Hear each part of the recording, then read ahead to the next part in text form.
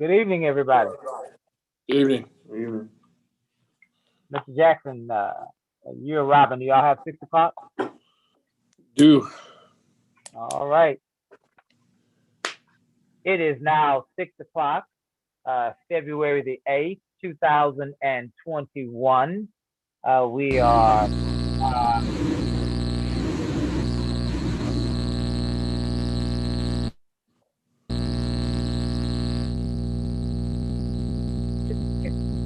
can y'all still hear me?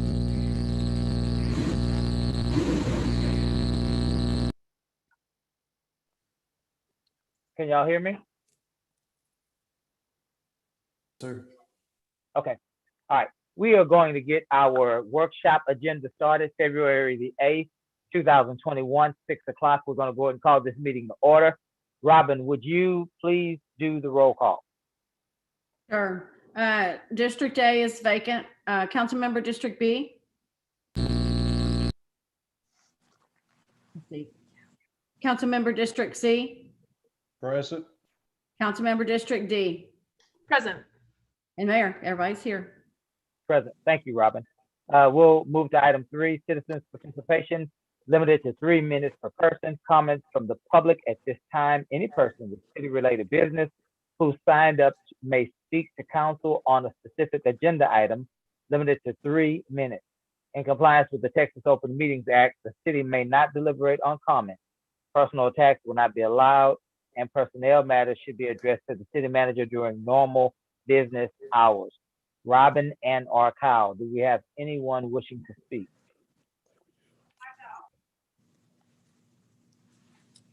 The only number that I see that doesn't belong to anybody that's on staff or an official is a 713 number that ends in a 001. Not sure who that might be. Well, it's a phone, so if you can hear me and you want to unmute your phone if you'd like to speak at this time, if that is your phone number. And I do have another person that popped up, Karen McWhorter. He's here for a business item. Okay. Okay, guess- well, That's it.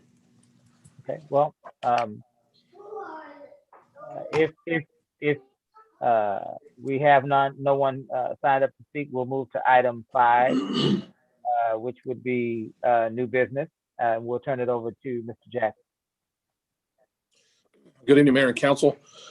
Item 5A, discussion related to adopting resolution number R-2021-0004, approving the aerial spraying of mosquitoes by Galveston County Mosquito Control District as required on a yearly basis by the Federal Aviation Administration. Standard contract, same as we approve every year so that we make sure we can have our vector control for mosquitoes. Anybody have any questions on 5A? Moving on, item 5B.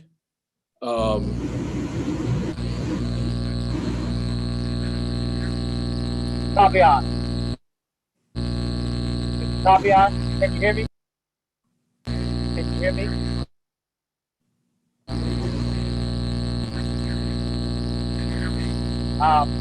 Kyle, can you mute Mr. Copion's phone? Mr. Copion, can you hear me? Nod your head if you can hear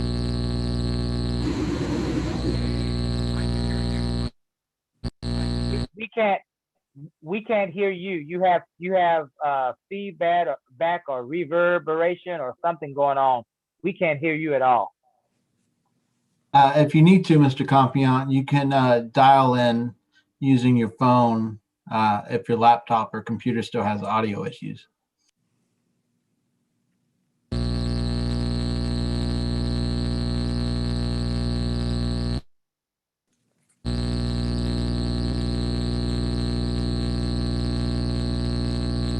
Kyle, can we mute Mr. Compion?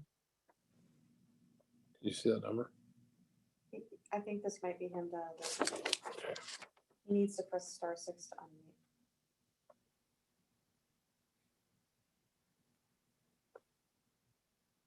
It's probably backwards, isn't it? No,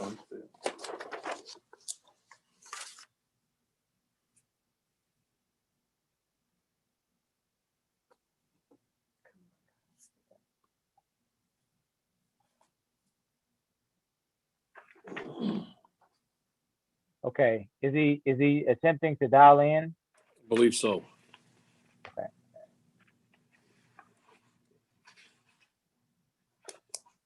Let's Mr. Jackson, for the sake of time, let's move through. I think he, I'm in the meeting. Can you hear me? Very good, very good. Yes, sir, we can. Okay, just very quick.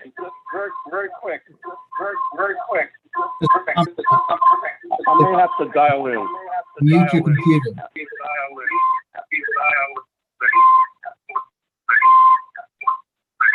I want to log out of this. Sorry about that. That's Mr. Compa, I had to mute your phone. Oh, let's see. unmute him now, Kyle, because he disconnected from the video. Yeah, I got him coming back in. I logged off the meeting, so maybe this is better. Can you hear? Working good now. Okay, very good. I'm sorry. I don't know what the problem is. I'm sorry. Just a quick question, Tink. This mosquito district contract, is there a fixed date for these aerial spraying, or is the spraying done at the schedule, whatever schedule the mosquito district decides? No, there's not a fixed date for the spraying. They do it based on rain events and when the hatch of the mosquitoes will occur after the rain events normally. Okay, because I know as I do, you know as I do, that we suddenly get all these calls from people wanting the spraying to happen, and when the mosquitoes are out. So it was just a question I wanted the public to understand, that we have no control over the aerial spraying. Thank you. That's all, Mayor. Okay. Tink, Ready to continue? Okay, item 5B, discussion relating to adopting resolution number R-2021-0005, designating members of the city council as representatives and official alternate to the General Assembly of the Houston Galveston Area Council for the year 2021. Per their bylaws, we are required to provide a council member and an alternate to serve on the HGAC board. The current designees are Councilman Robert Michtich and Councilwoman Casey McCullough. So we'll need two representatives, an official representative and an alternate for the coming year. very good. Do we have any council person wishing to serve in this capacity?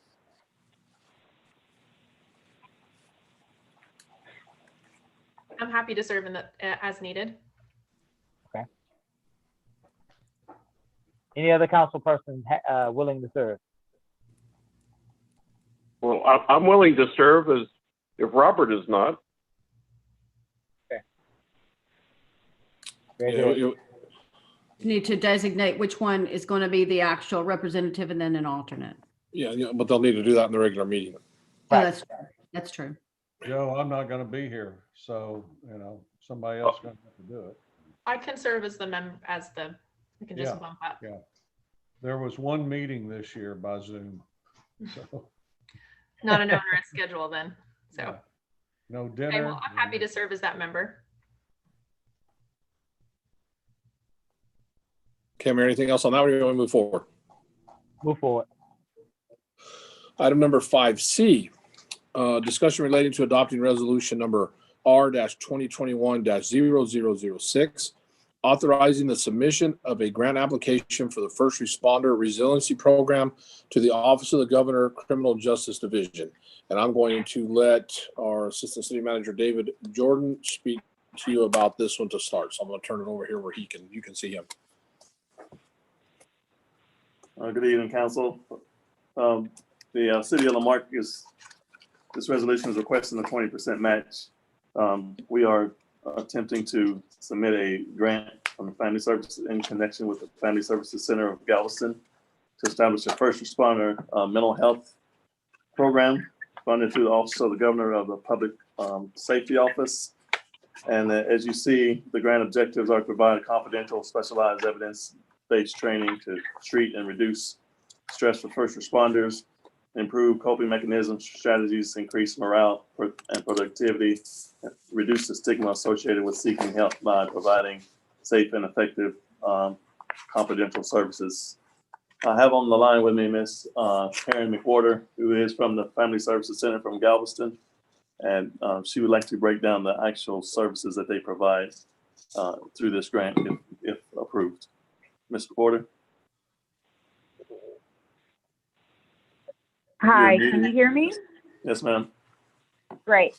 So Family Service Center has provided victim services under the state-funded Victims of Crime Act grant through the Criminal Justice Division for the past 8 years. We have provided those services directly to victims of crime. And so it is a little bit different whenever you're working with law enforcement officers and first responders. We have some experience with that because we were one of the mental health first response agencies following the Santa Fe High School shooting and provided debriefing. And we actually still have some first responders. And when I say first responders, I mean law enforcement, civilian employees that were associated with response to the crime, as well as firefighters, EMT, EMS, all of those different individuals. We're still seeing some of those first responders in counseling services. Because what we know is that individuals who are responding to crime have layers and layers of victimization, secondary trauma that they've experienced. And so we know that this is a much needed area. At this time, actually probably for like the last 4 years, Family Service Center has been investing in our clinical team so that they can provide evidence-based, trauma-informed counseling services. What we propose to provide and focus on in this grant is a type of therapy called cognitive processing therapy that was created for veterans who experience PTSD because of their activities. And it's been shown to be highly successful with working with law enforcement and first responders.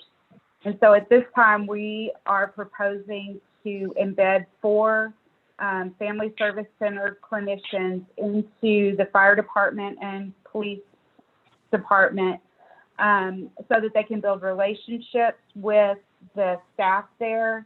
And we would provide approximately 500 to 650 counseling sessions to about 100 individuals. Whenever we understand that there's about 150 people that would fall within the scope of the project.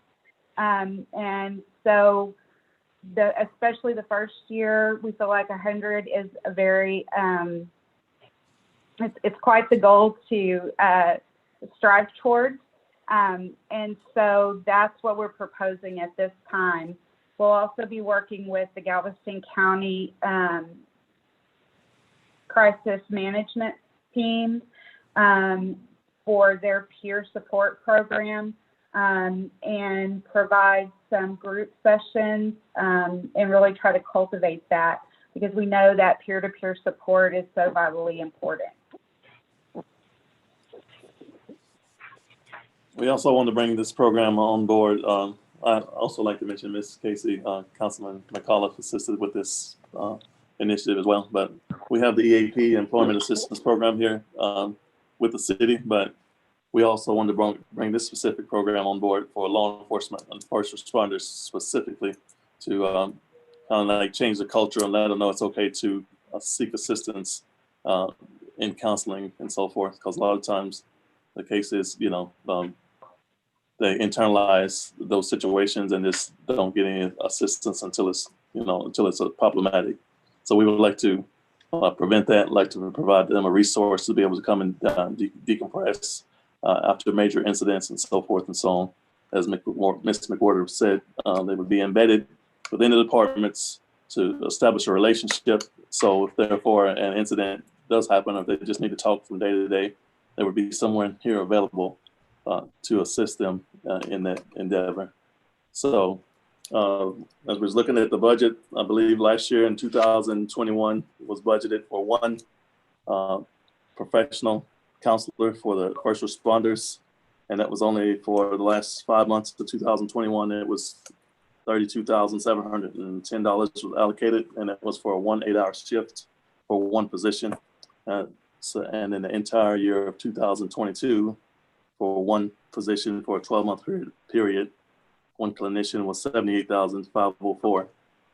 So with this proposal, if approved, with your permission, the program starts in October 2022. There would be 4 clinicians available. So it'd be 24-hour coverage if necessary for incident or for accessibility. And the entire program would be $111,214. So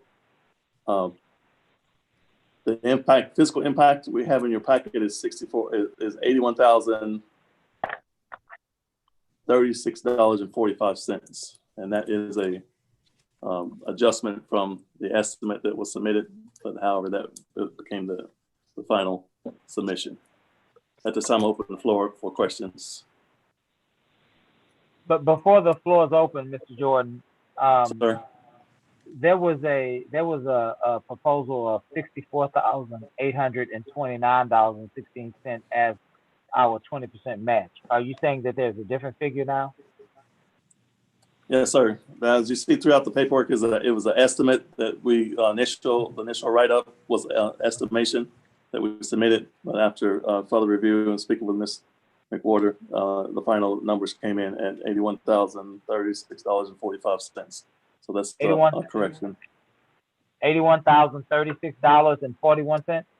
45 cents. Sorry, 45. Okay, thank you. Yes, Thank you. All right. Does any council person have any questions for Mr. Jordan, Ms. McWhorter, or Mr. Jackson? Yes, sir. Thank you. Thank you, by the way, Ms. McWhorter. I do, Mayor. Mr. Jordan, when we were speaking about what we approved for that one officer position, that really wasn't for helping our first responders. It was for victim services is what it was intended for.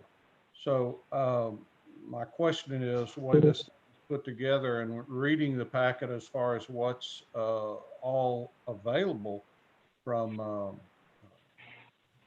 this operation, and this is a very specific dollar amount. I mean, it's not like a rounded up 350,000 or 450,000. It's pretty specific. So I'm sure that there's line items costing with all this throughout. I'd kind of like to see because, well, my question, what I'd like to see is how much is actually going to our first responders for them, and is there any that is going to go to victim services? And it's specific. What are those amounts? Can I speak to that for a second? Just Yes, ma'am. Go ahead. because Councilman Mitchell is right. When I first brought forth and we all discussed in last year's budget workshops the idea of a counselor that would be embedded in our first responders, it was about starting a program where we have people that serve the public, right? You're right. And but also at that time we did talk about how, you know, serving the public and serving our first responders is of the utmost importance. And this particular grant is very specific in that it is not money available for counselors to serve the public. It is for serving first responders, peace officers only. Unless I'm misspeaking, Ms. McWhorter, embedded in it is, you're right, there's not very many line items in the budget. It's actually some very specific things. The bulk of the ask, you know, it's a 20-80 match. So the city has to promise to provide 20% of the total request, and federal government provides 80%. And which is, in my opinion, a slam dunk and such a great way for us to get our foot in the door with this type of programming, because that's really ample funding. And it allows us to bring in the amount of counselors we would need. The vast bulk of this ask is for 4 full-time counselors, basically. I'm sorry, 5? It's 5 now? No, 4. 4. Okay, It's 4 4. full-time counselors that would have shifts.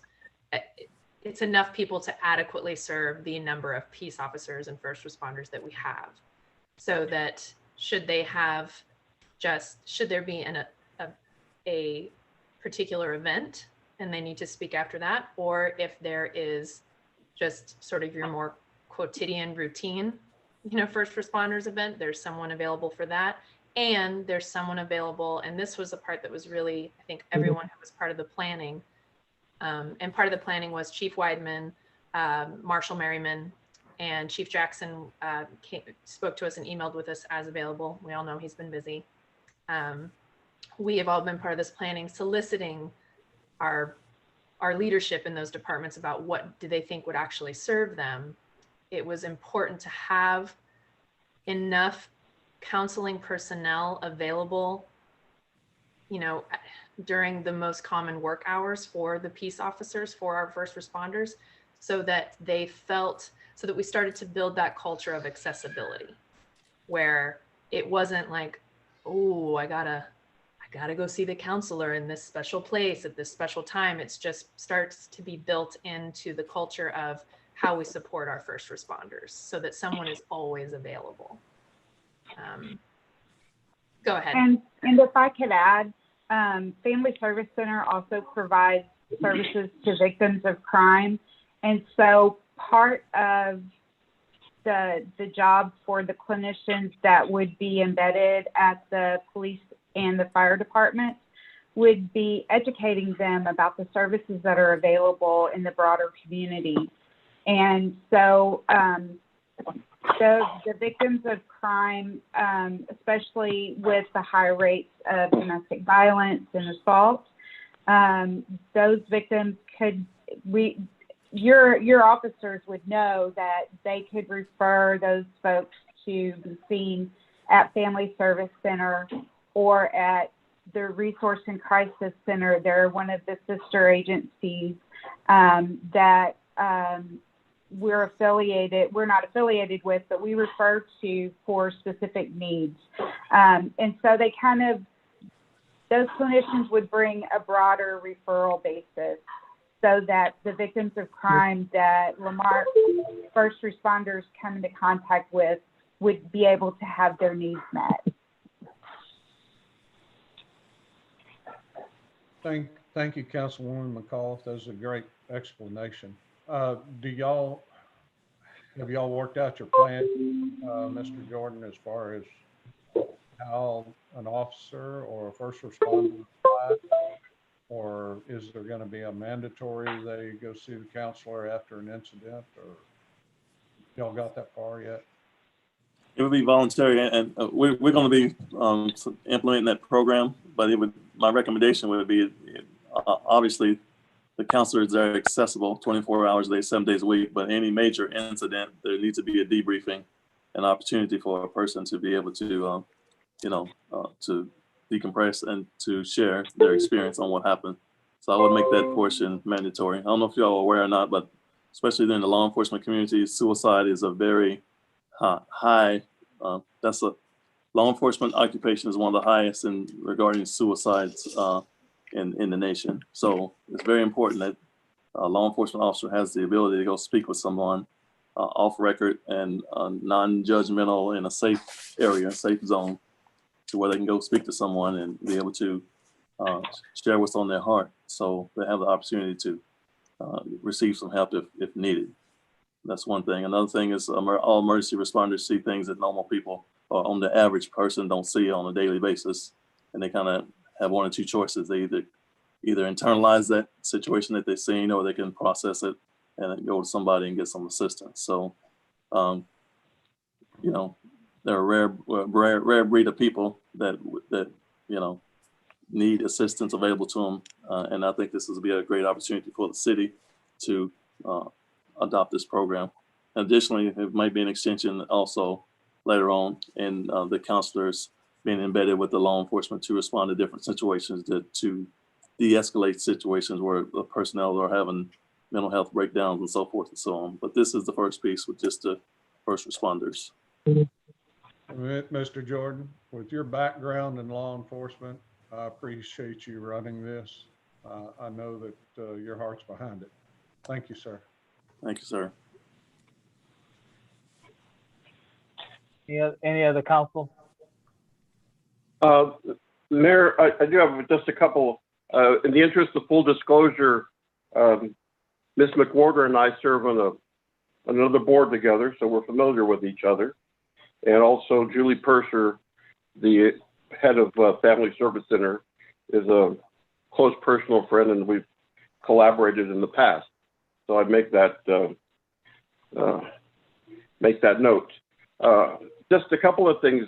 This increased sum to 81,000, and Karen, you can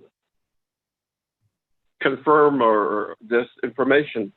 That can be, the match can be met by either volunteer hours or calculating any space that the city provides to the staff that you're going to be embedding with the city. Is that correct? Yes, sir. So just a suggestion as we look at this, if we're looking at that number and there's agreement among council that we somehow phrase it to say that the match on our part is 81,000, which may consist of an actual cash amount or alternatively other matches that are provided through volunteer hours or the space that we provide, the value of the space that we provide to the embedded individuals. And I just wanted to make very clear, this contract, although the eligible activities and costs that are included in the announcement do state that it's open to provide services to victims of crime, in the instance of this particular grant application, you're limiting this to our first responders and other staff of the city of Lamarque. Is that accurate? Correct. It's actually the RFA request for funding announcement is limited to first responders, and it was also limited to municipalities and other organizations that had law enforcement departments. And so that's part and parcel of the request and how we've pursued it and how it's being presented. And Mr. Jordan, this is under the item of eligibility requirements. There's a statement in here on page 5, paragraph 3, that it begins this year that all of our entities are transitioning to the National Incident-Based Reporting System. Are we doing that already? The NIBRS, National Incident-Based Reporting System? Yes. It starts Yes. 1/1 of 2020 started. Yeah. We're already online with NIBRS. Okay. And That's all I have. just- Thank you. I just want to add that Councilman Compion hit the nail on the head in terms of our ability to make the match work and make it, fiscally responsible from the municipalities. And there's a lot of in-kind contributions that are getting rolled into that. And so not every single thing you see there is, money written on a check that you're imagining getting sent off. So I think, Joe, right, your grant experience is showing. So. And also like to add one final thing real quick. This program also can provide necessary assistance to neighboring agencies. Lamarque Police Department does work in conjunction with Galveston County PD and Sheriff's Department and so forth, and joint operations. So if in the event crisis incident happens and the other officers that's working with the operation needs to be debriefed, they can do so through this program as well. And it helps build collaborations between the community. Yes, sir.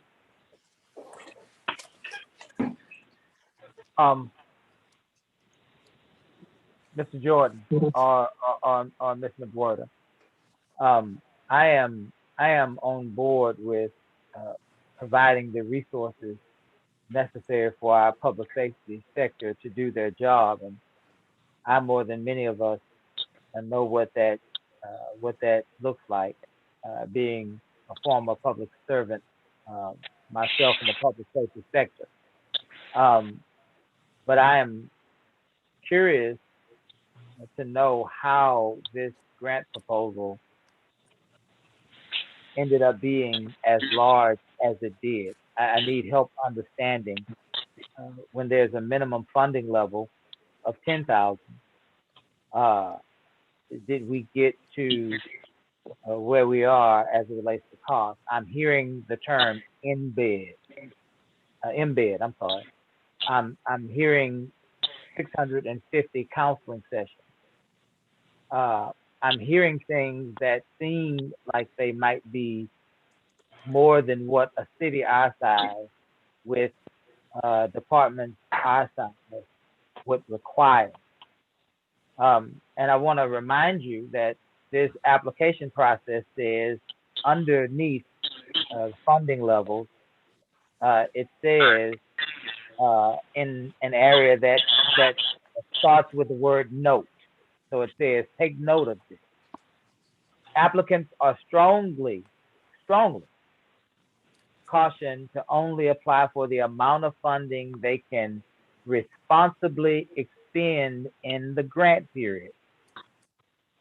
And so even in the application process, we are being cautioned as not to apply for more funding than we could actually expend. The price tag on our match is interesting. I am pleased that my colleagues on council suggested that that number might not be as large as it looks on paper. So I would want to first know, how do we get at this size of a program? And secondly, how do we get that $81,000 down to more of a reasonable level, being that this is our first foray into a program this size? Ms. McWhorter, can you expound on that a little bit? I can take part of that. Yes. For licensed mental health counselors would be employed by this grant. And for fully licensed individuals who have experience probably over 3 to 4 years of experience when they come into the position, they demand a higher salary, and we are asking them to work alongside the first responders for 12-hour shifts. And so there is a pay differential for that as well. And so the costs that we included in the grant just for personnel did not include any of FSC's overhead or time that would be required for reporting or communication or any of those types of things. The match is not like you're going to write a check to the Criminal Justice Division, but it is funds that you're going to designate. So the space that the 4 clinicians would occupy, that would be a match.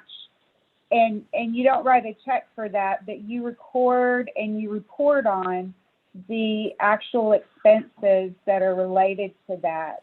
And that's how you come up with the match. So that in all the years that Family Service Center has had a VOCA grant, we've not written a check for match. We've realized our match requirements through different costs that are incurred in the ongoing administration of the grant. So as the development director, I on Family Service Centers grant, I make up 20% of my salary goes towards our match requirement. And one of the things that I talked with David and Casey today was about using a portion, because none of my time was calculated in the contract proposal we presented, but using part of that as match requirement. And that could be provided on an in-kind basis from Family Service Center, because we're very invested in this program as well. And so, but the size of it really has to do with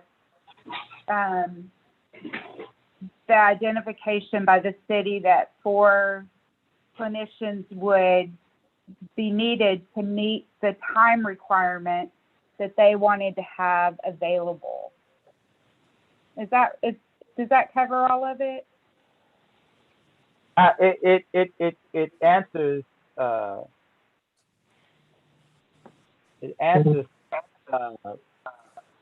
some of the things on some level.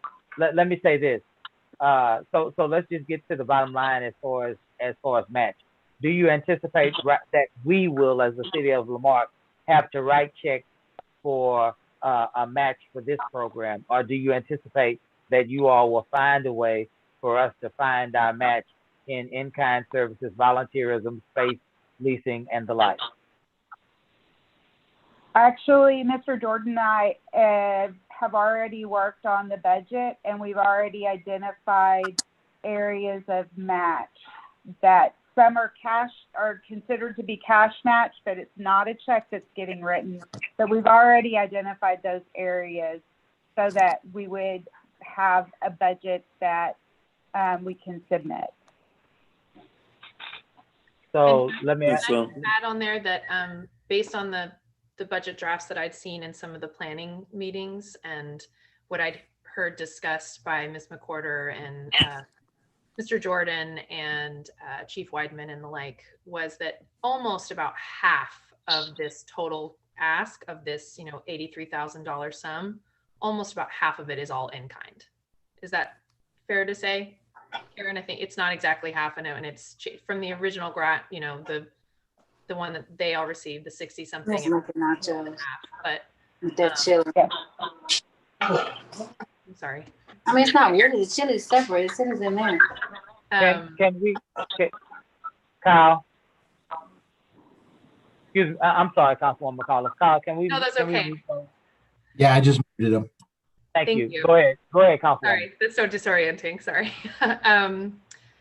Just about half of it is in kind. So just think of it as half of it was almost half of this $80,000 sum are Mr. Jordan and Ms. McWhorter have already found ways to make that match happen so that the city is not writing it. We are not expending that in any way. It is making use of services and resources we already have.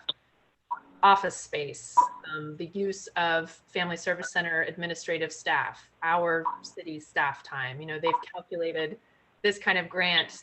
It only behooves you to sort of think through the nitty gritty of, okay, well, maybe 5% of this person's time will be spent on this. Let's attach a dollar sign to that.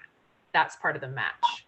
So it's the true reflection of what we will spend is about half of that total ask. And I feel like, because we already have this precedent set in our last budget workshop about, where we want to move as a city, I feel like considering $40-something thousand for the next fiscal year, or for the next year to support our first responders, that's a steal, and these kind of opportunities don't come every day from the DOJ. So, but it is just to help with that number figure. It's not, they've done a lot of work in terms of not just on the city side, but the FSC, a Family Service Center, has identified a lot of ways where their in-kind contributions help with our match. And that's part of that number.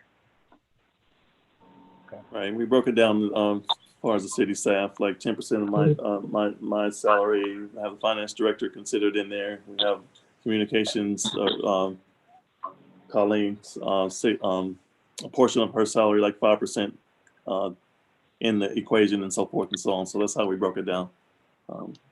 Just a brief overview, but. Thank you for that, Councilwoman McAuliffe. Thank you for your advocacy for this program, and thank you for your advocacy for the men and women that protect and serve our community. I appreciate you for that. So my question still stands, and it's simply a question that will help me to deliberate my decision. Do we anticipate that we would be able to have this program move forward without the city having to actually expend funding from our city coffers? Zero? No, sir. It never was proposed. It's not being proposed as spending zero funding from the city coffers. It's been proposed that a portion of it will be actual funding from the city. Also, personally, I'm not sure if we realize the need of the police department, fire department, to say that it's maybe an overreach for a department of this size, because we really don't know at this point.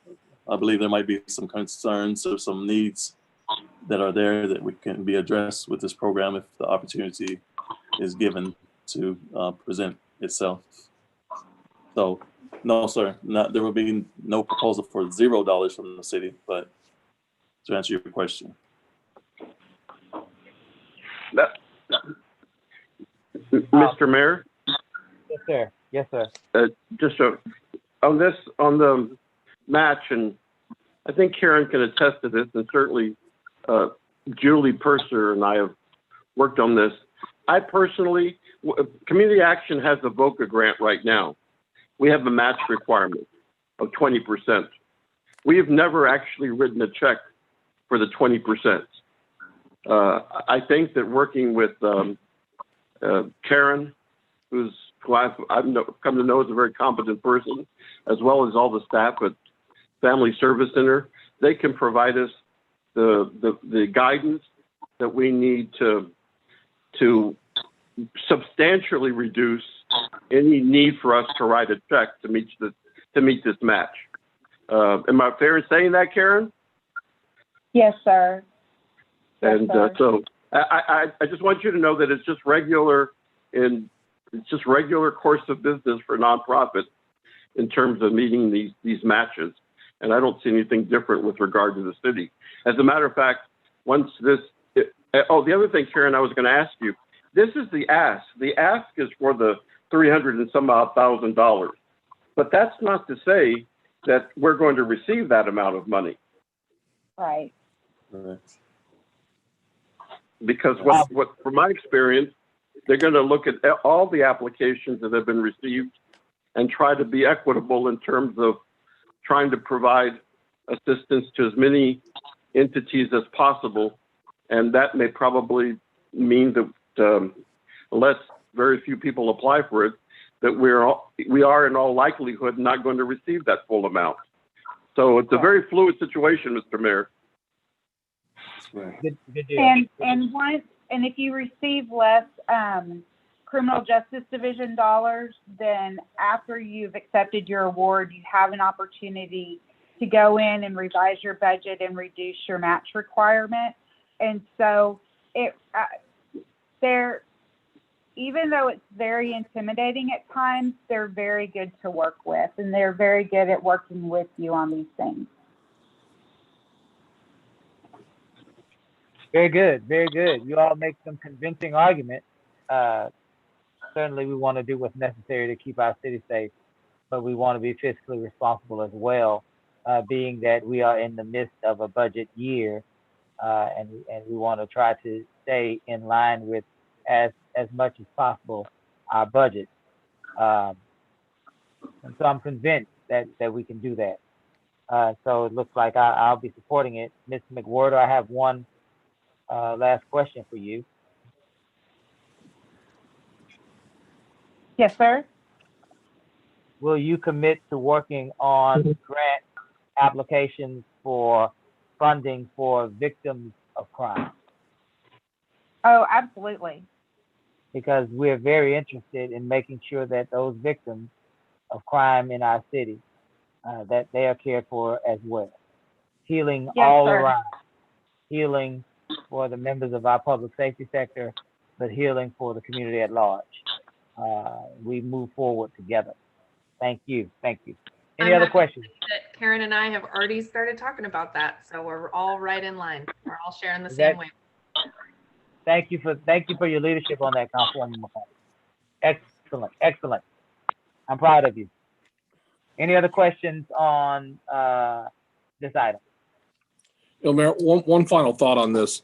When we went through the budget workshop this last year and we talked about adding that mental health person into the police department, that was such it was a starting point to start building a mental health assistance program in the city.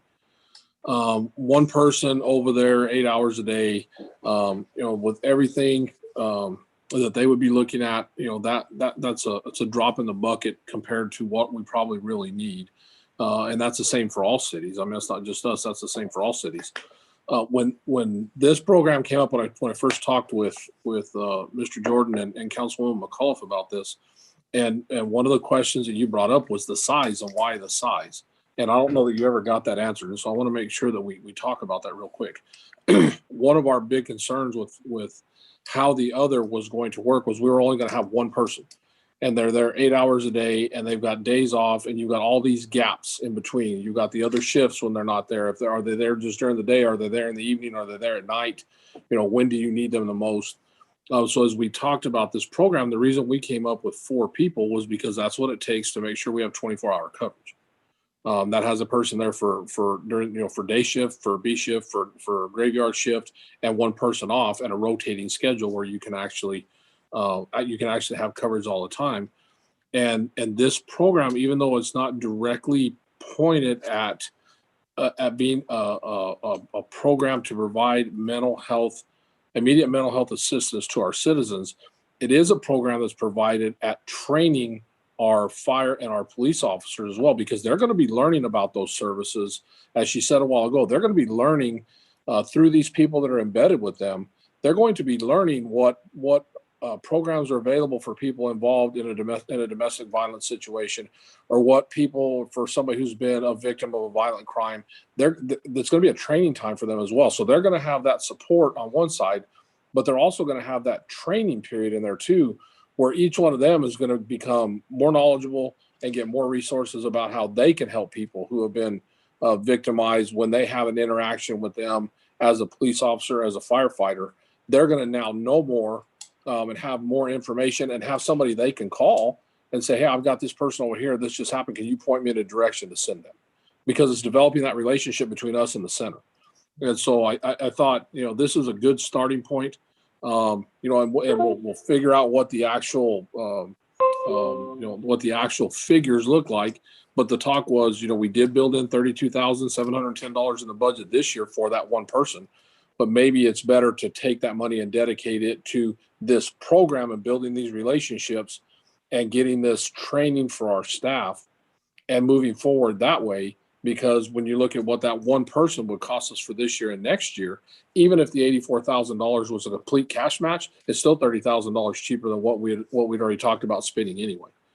And provides a person here 24 hours a day that can answer questions, that can provide resources, and get our people where mental health is not a secondary thought. It becomes a primary thought, and helping that person that's been a victim, it becomes a primary thought. Because we've got the tools and the knowledge to pass on to them. So I hope that kind of helps answer your question about the size and why it was 4 people. And it was just to make sure we had coverage 24 hours a day. Very good. Very good. The only other thing I'll say is we have to get to work very quickly on the component that will serve the community, so that we can make sure we're all healing and moving forward together. So that sounds good. Sounds good. Anything else on item 5C? 5D, discussion relating to ratifying the city manager's approval of expenditures to Texas Pride Utilities for costs involved in emergency sanitary sewer rehabilitation in the amount of $53,735. Mr. Carey, you want to talk about this one? Yes, sir. Thank you, Mr. Jackson. Good evening, everyone. Yeah, this is the old clay sewer pipe that connects at Kelly's manhole that goes across, and it feeds all the way to Bird Street. And that pipe completely basically collapsed and washed away. That we estimate that pipe, it was clay material, and it was either between 50 to 70 years old. Yes, sir. Okay, and I think, Council, you have a picture of what they pulled out of the ground when they did that project over there. We were having to have staff out there 24 hours a day, keeping everything pumped down until we could get it fixed. And part of the reason that the cost is a little bit, well, not part of the reason, the whole reason that the cost on this is a little bit higher than some of our other emergency repairs is because it did run underneath the TxDOT road. So there was only one way to repair it, and that was to pipe burst it. So Mr. Carey got the quotes to do the pipe bursting so we could get it fixed and keep all those people's sewer flowing. Yes, Any sir. questions on item 5D? Mr. Tink, on work like this, and I've been at some seminars recently, but I've got two questions. Number one, once work like this is completed by the contractor, what sort of guarantee do we have? What's the warrant? In effect, what's the warranty on the work? Case, you want to talk about that? Yes, sir. Yeah. Most contracts in these contracts are developed where they'll give you a 1-year warranty, basically, but it depends on the project and the type of material and the type of work. But most of the time it's between 1 to 2 years. So what's the warranty on this work then? This is 1 year. Yes, sir. This is a 1 year.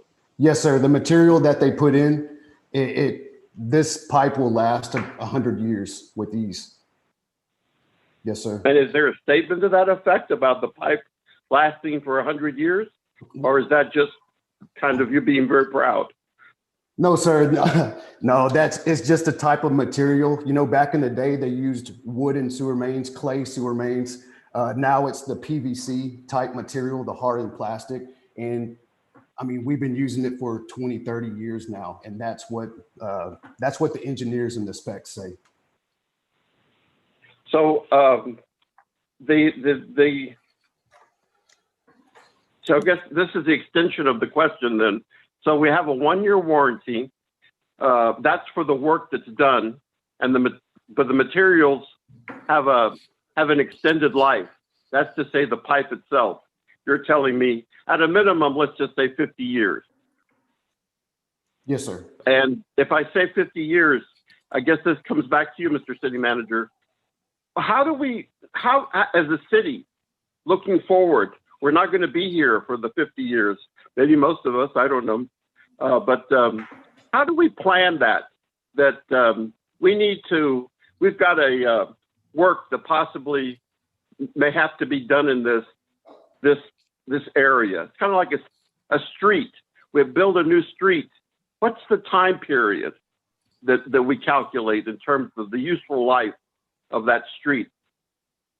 Well, streets, pipelines, it all depends on the engineering standards that you use. I mean, there's a number of different standards for streets, whether they're built to TxDOT standards so they can handle truck traffic, or whether they're built to city traffic standards, where they're made for passenger style vehicles. Most of the time on your city streets that are meant for a passenger type vehicle, if they're maintained properly, they'll last. They're about 15 years, 20 years at the most, depending on which material you use and what kind of storm events you have.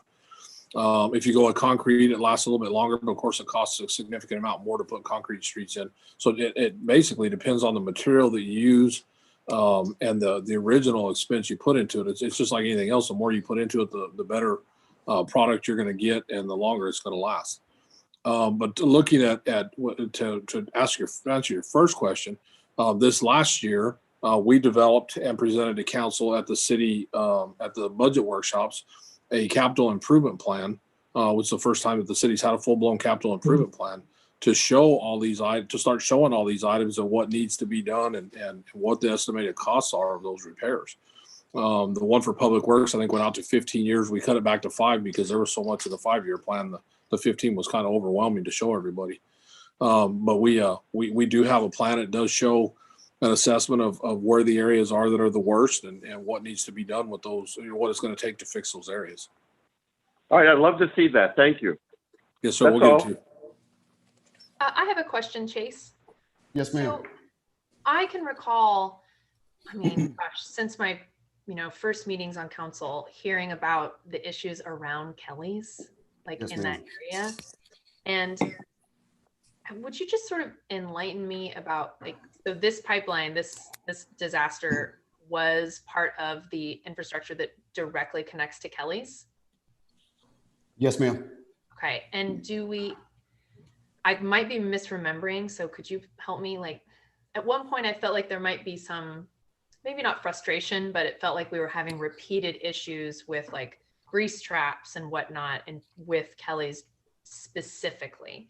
Does this feel, is this connected to that? It's hard to say exactly, but yes, over the years of Kelly's not truly taking care of their grease traps the way that they should have, they basically spill over and all of that grease gets into the system. I don't know how much Dara would allow me to talk, but I don't want to get me in trouble or get us Sure, in right. trouble. I know we love Kelly's. I'm not trying to Yes, ma'am. Yeah. pour a bunch of grease all over Kelly's, but I can't help but, like, as soon as I saw this, I was like, oh man, like, it's finally happened. The thing that I feel like you've been warning us about. Yes. Happened. Yes, ma'am. Exactly. And it was way worse than we even anticipated. All of that grease and like I said, it went all the way to Bird Street. So that's where the sewer main flows through. And yeah, it was all completely collapsed. Really what the issue was with Kelly's, all that grease gets into the system. It was getting all the way to our lift station off of McKinney Extension, tearing up the pumps as well. So we've had issues. Yes, there is definitely related. Okay, well then, thank you so much, Chase. Tink and Ms. Purnell, my next question is, trying to take this instance and learn from it. I'm wondering is there precedent for us to establish a way to, I know that we can't say, well, we keep having issues with grease traps here and then this happens. So it's definitely, we can't connect these underground problems directly to a business or whatever. But if we have to make continued calls and find out someone is not following a protocol that we've established, do we, number one, already have a way to log that, record it, and take punitive action? And by that, I mean a fine or something, and I'm just interested in how we can avoid this in the future, because again, like, I really value Kelly's. I know that I don't want to make this all about them. This could, as we grow, this could happen anywhere, right? And likely we will run up against that, more use on certain systems, more stress, especially as we're going around and replacing all this infrastructure that we know we need to. But until we catch up, how are we trying to mitigate this so that if if a certain business or a certain subdivision or whatever is putting extra pressure, is there a way for us to call upon them to help with the cost? Oh no. So if I can speak to that, sorry, there's an echo. You just sound very, I'm trying now. There we go. You just sound Okay. omnipotent. So So you have both the capital improvements plan to try to take care of infrastructure that is way past its useful life. We've recognized this is a national problem. So I'd say that that's probably a big factor in these types of incidents. In addition to that, just speaking generally, you have ordinances in place from several years ago even that will allow enforcement against those businesses. There's a limit on that enforcement. We can't just go after the, who we think is the biggest contributor and try to collect on the repairs of the infrastructure, but we do have something in place already. I know, Chase contacts me periodically about those types of instances, and we've also been working kind of in the the background on ramping up enforcement across the city on any issue that impacts the water and sewer system so that it's both active and fair. And that's probably the extent of what I can say related to this particular item. Okay. All right, I respect that. Any other questions? Seeing none, we'll move on to item number 5E. Discussion relating to approving a plat for Walgreens Lamarque near 1832 FM 1765 with conditions. 1, that a corrected final plat is submitted to the city that includes the building setback lines for the C1 general commercial and thoroughfare overlay district zoning districts. 2, that a subordination agreement is submitted to the city. And 3, that original tax certificates are submitted to the city prior to filing of the plat. And I'll let Dara talk to you about this one. So basically, this is an existing Walgreens that you're all familiar with. They came in and asked for a building permit to remodel the building. When we ran the search on the building, we identified that it was located across 6 lots that had never been consolidated. We can't tell you why, just that it was oversight. And so one of the requirements is before you can get a building permit for something constructed across the lot lines, the platting has to be correct. So this is your traditional conditional approval of a plat that has the boilerplate requirements. They have, I believe today, they submitted the plat showing the setbacks. So they've already met that condition even, but it's not in your packet. So as long as you approve it with those conditions, we'll be looking for them to complete all the requirements. We do have approval from the underlying landowner. So we don't expect that or the subordination agreement to be any kind of an issue.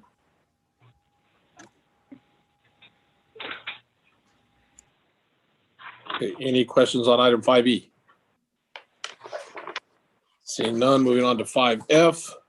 Discussion relating to adopting ordinance number O-2021-0002, amending the Delaney Cove Plan Development District, Delaney Cove PDD, established by ordinance number O-2019-0026 by adding section 14 and making other provisions related to this subject.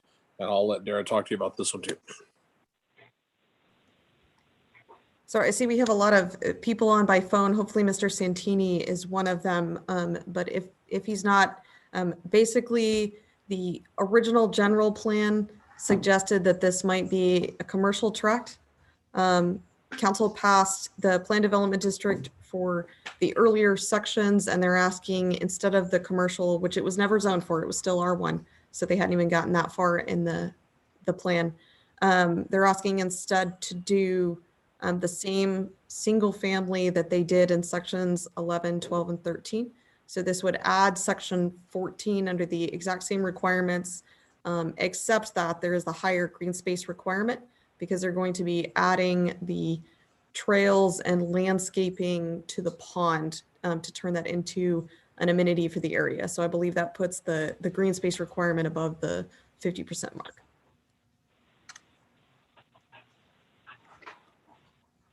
All I want to say is I want to see their plan for what trees they're putting in. Otherwise, I think it's great. Any questions on 5F? Seeing none, moving on to 5G, discussion relating to adopting ordinance number O-2021-0003, amending the fiscal year 2021 budget for 1764 water plant pumps project by increasing various accounts, expenditures, and revenues as set forth in Exhibit A. So what you have in this one, I'm going to have Mr. Carey and we have Mr. Ho on here also to chime in on this one here in just a minute. But I kind of want to start the conversation by talking about what this is. Over the course of the last few months, most of you, I think all of you have probably heard from some citizens about water pressure issues out there on that side of town. And we've been constantly trying to figure out what was causing those water pressure issues. We would get calls in the evening. Chase, the guys would go out and check it. We were not finding any water pressure issues anywhere. But they kept digging and kept working and kept looking. And finally, we figured out that the water plant there, the take plant there is the problem with the water pressure. So that plant that 1764 water plant was built in 1990, around 1990, somewhere, not exactly sure what year. Since that plant was built, we've added in Painted Meadows, Prairie Knoll, Walmart, Sam's, all the other businesses out there, and some portions of Delaney Cove and Saltgrass to the demand off of that single pump. And it was never upgraded for any of those developments. So what we're seeing is when all those people are home in the evenings, the demand gets significantly increased, and that plant is not capable of meeting the need out there. So for whatever reason, as all those subdivisions were added in the 1990s and early 2000s, the plant was never addressed. That plant was never addressed for renovation. So we did look at it and came up with a proposal for upgrading it to make sure that we can meet the water needs out there in that area. I do want to mention that first, this is not a budgeted item for this year.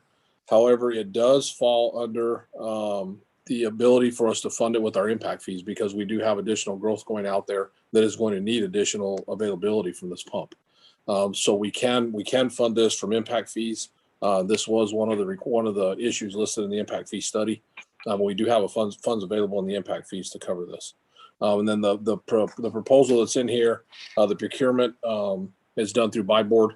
Of course, Buy Board is a co-op purchasing agreement, a cooperative that we utilize, meets state requirements, meets our historically underutilized business requirements, and it meets all of our procurement requirements as well.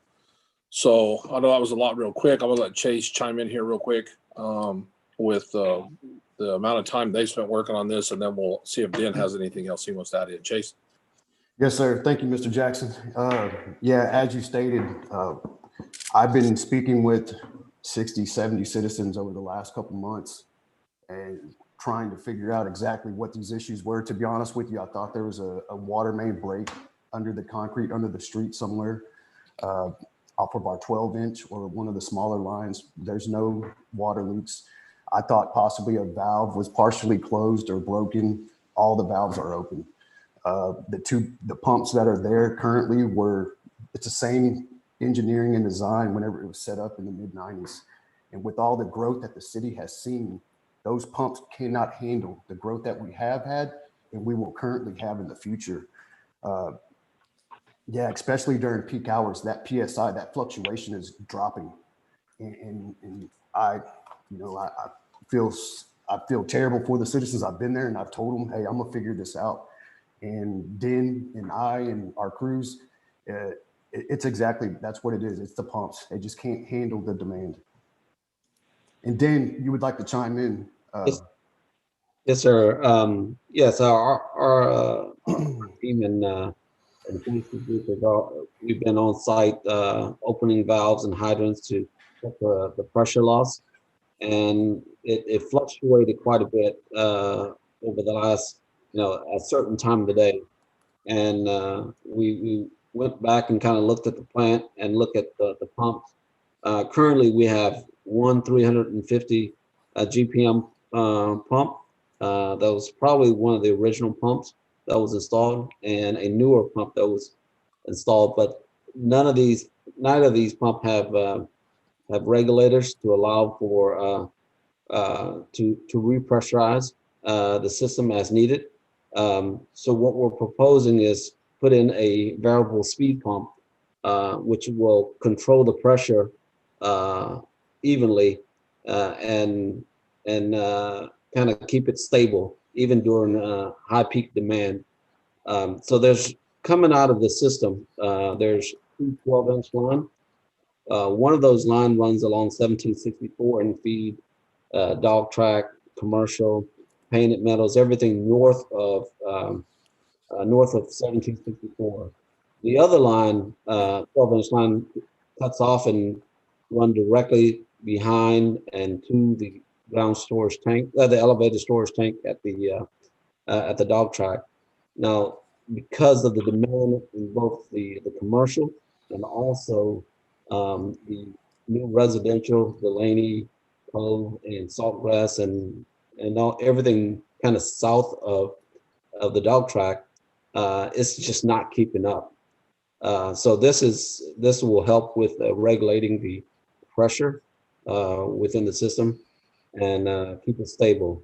We may need to look at in the future additional ground storage tank at the plant itself, but in the interim, this would suffice to keep the system pressurized.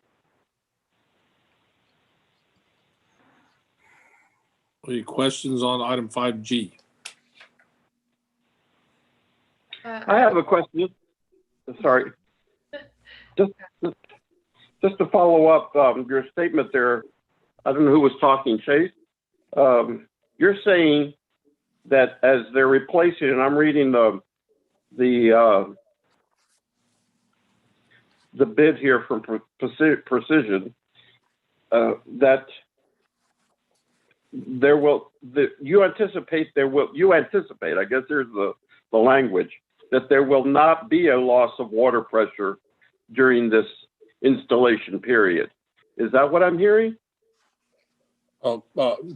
Councilman Compion, that's actually the next item. Mayor, if you want, we can discuss 5G and 5H at the same time.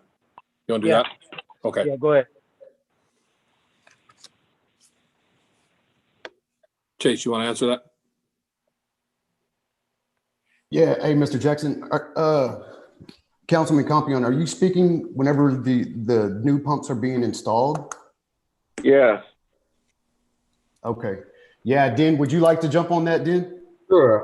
Yeah, there will be a time when there will be a window where when we take these pumps down and switch over, there'll be a little bit there'll be a drop in pressure, but we'll be working with the precision pumps to make sure that we minimize that as much as possible and do it during off-peak period.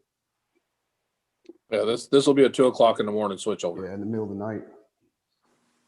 And we will provide our residents out there as much notice and make them aware of this so that we can minimize the calls to you, Mr. Jackson, and to us as well too. Oh, absolutely. With regard Yes, to sir. this situation. Yeah, absolutely. This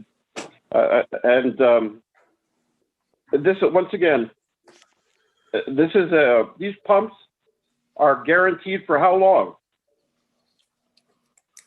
What's the warranty with them in effect? Den, the warranty on those. Usually for a 5-year warranty.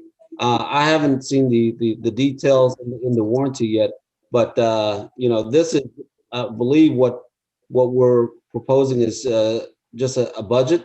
Once we get all the paperwork and confirm, but these pumps typically last about 10 to 15, maybe 20 years, depending on the run life of the pumps. But pumps are usually 5-year warranty. So, and we'll verify that when we get the documentation on that, sir. Okay.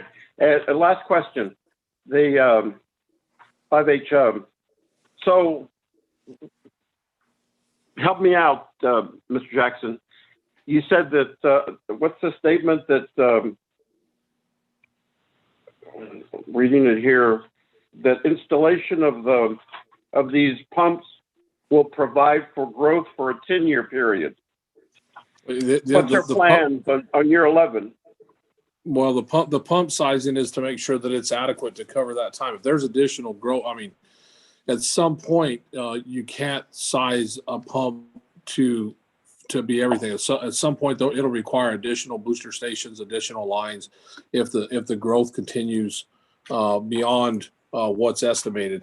But keep in mind, one of the things that we've talked about, and Mr. Compion, I know you weren't here as we were talking about this stuff in the budget workshop a year before last, I guess. But one of the things we've talked about is, we have a certain amount of growth that we can that we've estimated. But at some point, until that University of Houston property, until something happens with it, our growth is actually a little bit more limited than what you would think. But even when we talked about the wastewater treatment plant expansion, when we talked about, as we're talking about doing this, those numbers are based on the impact fee study that was done on what our growth was going to be at that time. At some point, if we see some other lands open up for potential development, then we'll have to revisit that, because it would change all the parameters we have right now. But we anticipate that the pump sizes that are being put in there now will meet the growth that we've seen and has been anticipated by the studies that were used in the impact fee study. Okay, thank you. Any other questions on item 5G or 5H? I just wanted to hear it confirmed one more time that this cost we anticipate will be fully covered by impact fees. Yes, ma'am. Thank you. Okay, so 5G was the pump proposal. Then of course 5H is the proposal for paying for it with impact fees. Yeah. So making sure we're clear on those. Any other questions on 5G or 5H? 5I. Discussion relating to awarding a bid for the Westwood Subdivision Drainage Improvement Project number 19100-14 to Aranda Brothers Construction Company in the amount of $122,197. Before Mr. Carey and Mr. Ho discuss this with you, I just want to give a little bit of background on this, and then the discussion that Susie and I had related to this, as far as the information that's in here on how we're going to pay for this.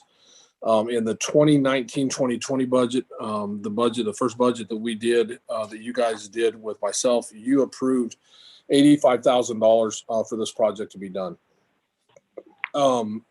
Based on everything that was happening last year and the grants that we put in for, it got put off until this year before we actually put it out for bid.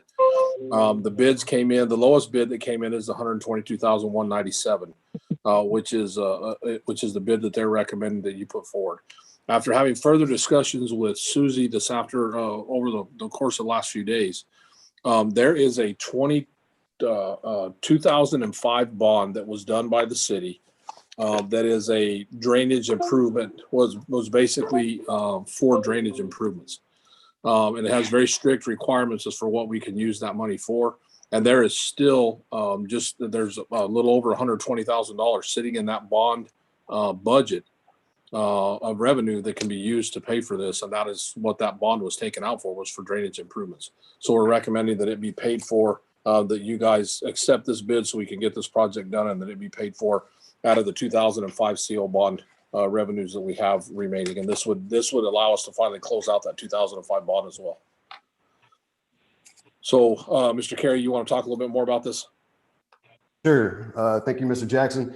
Again, over the last couple of years, I've been speaking with citizens in Westwood Circle about these drainage issues.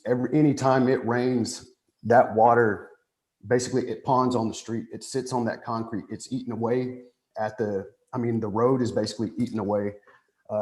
This development, I want to say, Den, you can jump in at any time, Den, but it was developed in the 80s. And I mean, you can tell there wasn't a priority on the drainage system in this subdivision. That water, it just can't get out. It sits in ponds on that street. Go ahead, Den. Yes, sir. The Westwood development was developed in the late 70s, early 80s. The subdivision is curb and gutter, but no storm sewer drainage or roadside ditch. It's all sheet flow within the street, and then it falls into a concrete pilot channel that goes into the ditch, into a drainage easement on the east side of the subdivision, and directly into the roadside ditch off of 1764.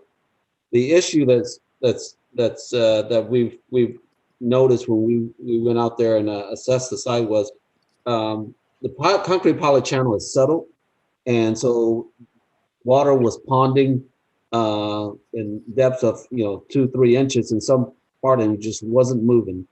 In addition to that, right at where the outlet, where the pavement, you can see surface cracks and water penetration under the concrete pavement. And that at that time when we assessed it in 2018, the pavement, there was cracks, but it's gotten worse over the last couple of years. And what we've done is we added a repair and replacement to that panel, the concrete panel, right at the outlet, so that it can slope directly into a more steeper pilot channel, because we don't have any depth in those outfalls to be able to put concrete pipes like we typically would in this type of situation. So we've added those the pavement panels, and that's the difference in the cost, and also the cost of construction has gone up in the last year for some reason.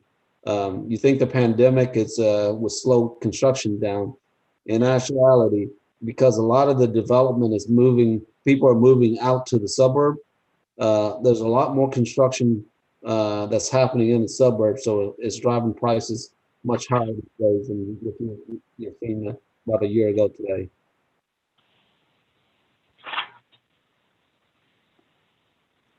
And we do have pictures, and if of the report that was taken that we did in 2018. So if you have any questions, we're Mr. Jackson, this project was approved in the 2020 budget, but because of the pandemic and lockdown and everything, that's why we held off until now. Right. Any questions or comments for council on item 5I? Once I'm sorry. Once this is Joe Compton. Once this work is or bid is entered into and accepted, what's the anticipated completion date? I see the beginning date is May, but how long is the work anticipated? This is a 60-day contract. So they have, once the contract's executed and we issue the notice to proceed, they have 60 calendar days to finish the project. And the homeowners out there are well aware of what's going to happen in terms of the scope of work. Would it be accurate to say that the concrete street at some point is going to be torn up? Yes, sir. There are the panels, the concrete panels adjacent to the pilot channel will be removed.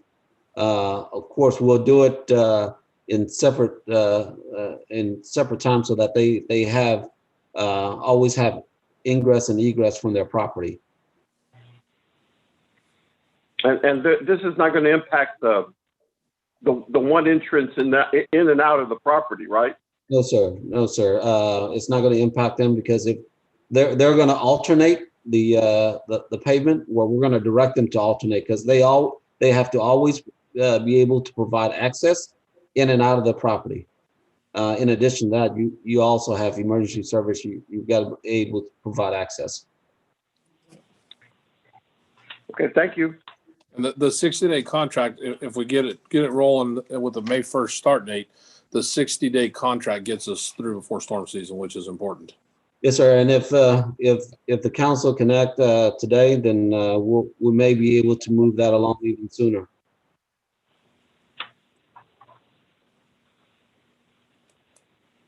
Mr. Mayor, do you have questions? Yes, sir. I had two. One of them would be for Susie, and the other would be for you, Mr. Jackson. Ms. Koo, are you with us tonight? She is. Yes, sir. This drainage bond from 2005, did it have any geographical parameters or any individualized street associated in its wording with that bond? Because No, sir. sometimes they do, and then that would restrict our ability to use them in other areas. That's a good point. No, sir, the ordinance language drafted back then in 2005 was allowed us plenty of flexibility. It's specifically just saying for any streets or drainage projects. Did not specify which street, which drainage. No, sir. That allowed us that flexibility. Okay, thank you. Yes, sir. So then my next question would be for you, Mr. Jackson.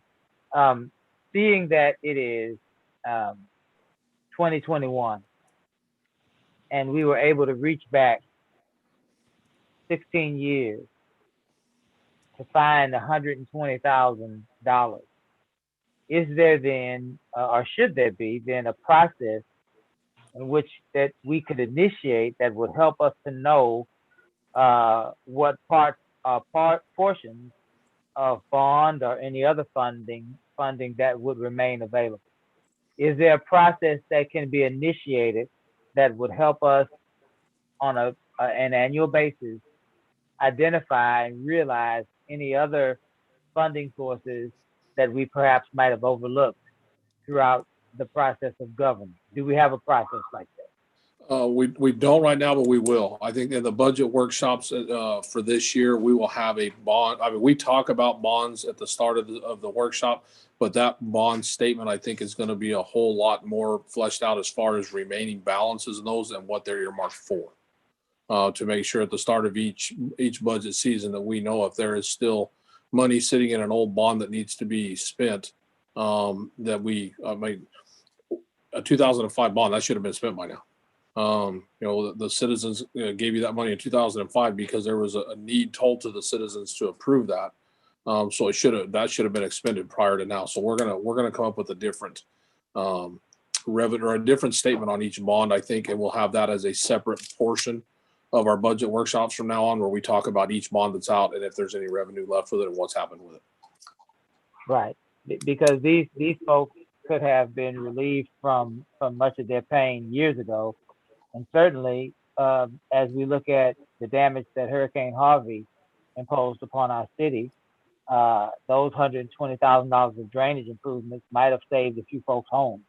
So we want to be diligent on that. I thank you, Mr. Jackson, for thinking along those lines. Anyway, without us having to prompt you, we definitely need to add that component to our budget. Thank you. Budget workshop, excuse me. Any other questions on item 5I? Moving on to item 5J, a discussion relating to giving direction to staff regarding a potential redraft of ordinance number O-2018-0019, which established procedures and criteria for appointing members to the boards and commissions. Mayor, you want to start on this one? Yes, sir. Thank you, Mr. Jackson. This item was requested to be placed on the agenda after I've had conversations with somewhere in the area of about 7 to 9 board members. I've had conversations with every member of this council, and much of this conversation is surrounding 4 areas in particular. Some of them are coming from our board and commission members. Others are coming from questions that council members have about this process and the appointment, and others have come from the community as recent events have unfolded as it relates to our boards and commissions. So the first thing that they would like for us to reconsider, and I believe we acted on this ordinance, I think in 2018, I believe, 2 years ago. So we've had time to see the effects of this. The first area that they'd like us to revisit would be the area of term limits. Every board member that I spoke with has the idea that term limits are hindering them and their ability to continue to move forward serving on the board, and it's threatening the continuity and the effectiveness of the board. So they'd like for us to abolish term limits. Certainly, that's an item we certainly should discuss. The other area that they'd like for us to address, and remember, this is a combination of community members, board members, and council members. There was note taken of the fact that the districts A through D all have assignments to boards as ex officio members, but the mayor does not have an assignment to a board as an ex officio member. And so members would like to have that potentially rectified in this amendment of this ordinance. And the other two areas that I have heard from the community are areas surrounding residency requirements of our boards and our commissions. They would like for us to develop a process as board members are appointed to have some assurances that those board members actually live within the city limits. I don't know what that process would look like. That's why we're bringing it to the council. But they're concerned that there are members that are being appointed to boards that don't actually have legal residency in our city. They're also concerned that there are members of our boards and commissions that are moving out of the city and at some point no longer have any association with our city. So they're concerned that those board members won't necessarily act in the best interest of our city. So those are the four things that were brought to me. Term limits of all boards and commission members, ex officio board for the mayor, residency requirements and enforcement as they are named to those boards or appointed to those boards, and as they move out of the city while they are under appointment. So those are the four areas of concern, Mr. Jackson. We'll open it up to you and to the rest of the council.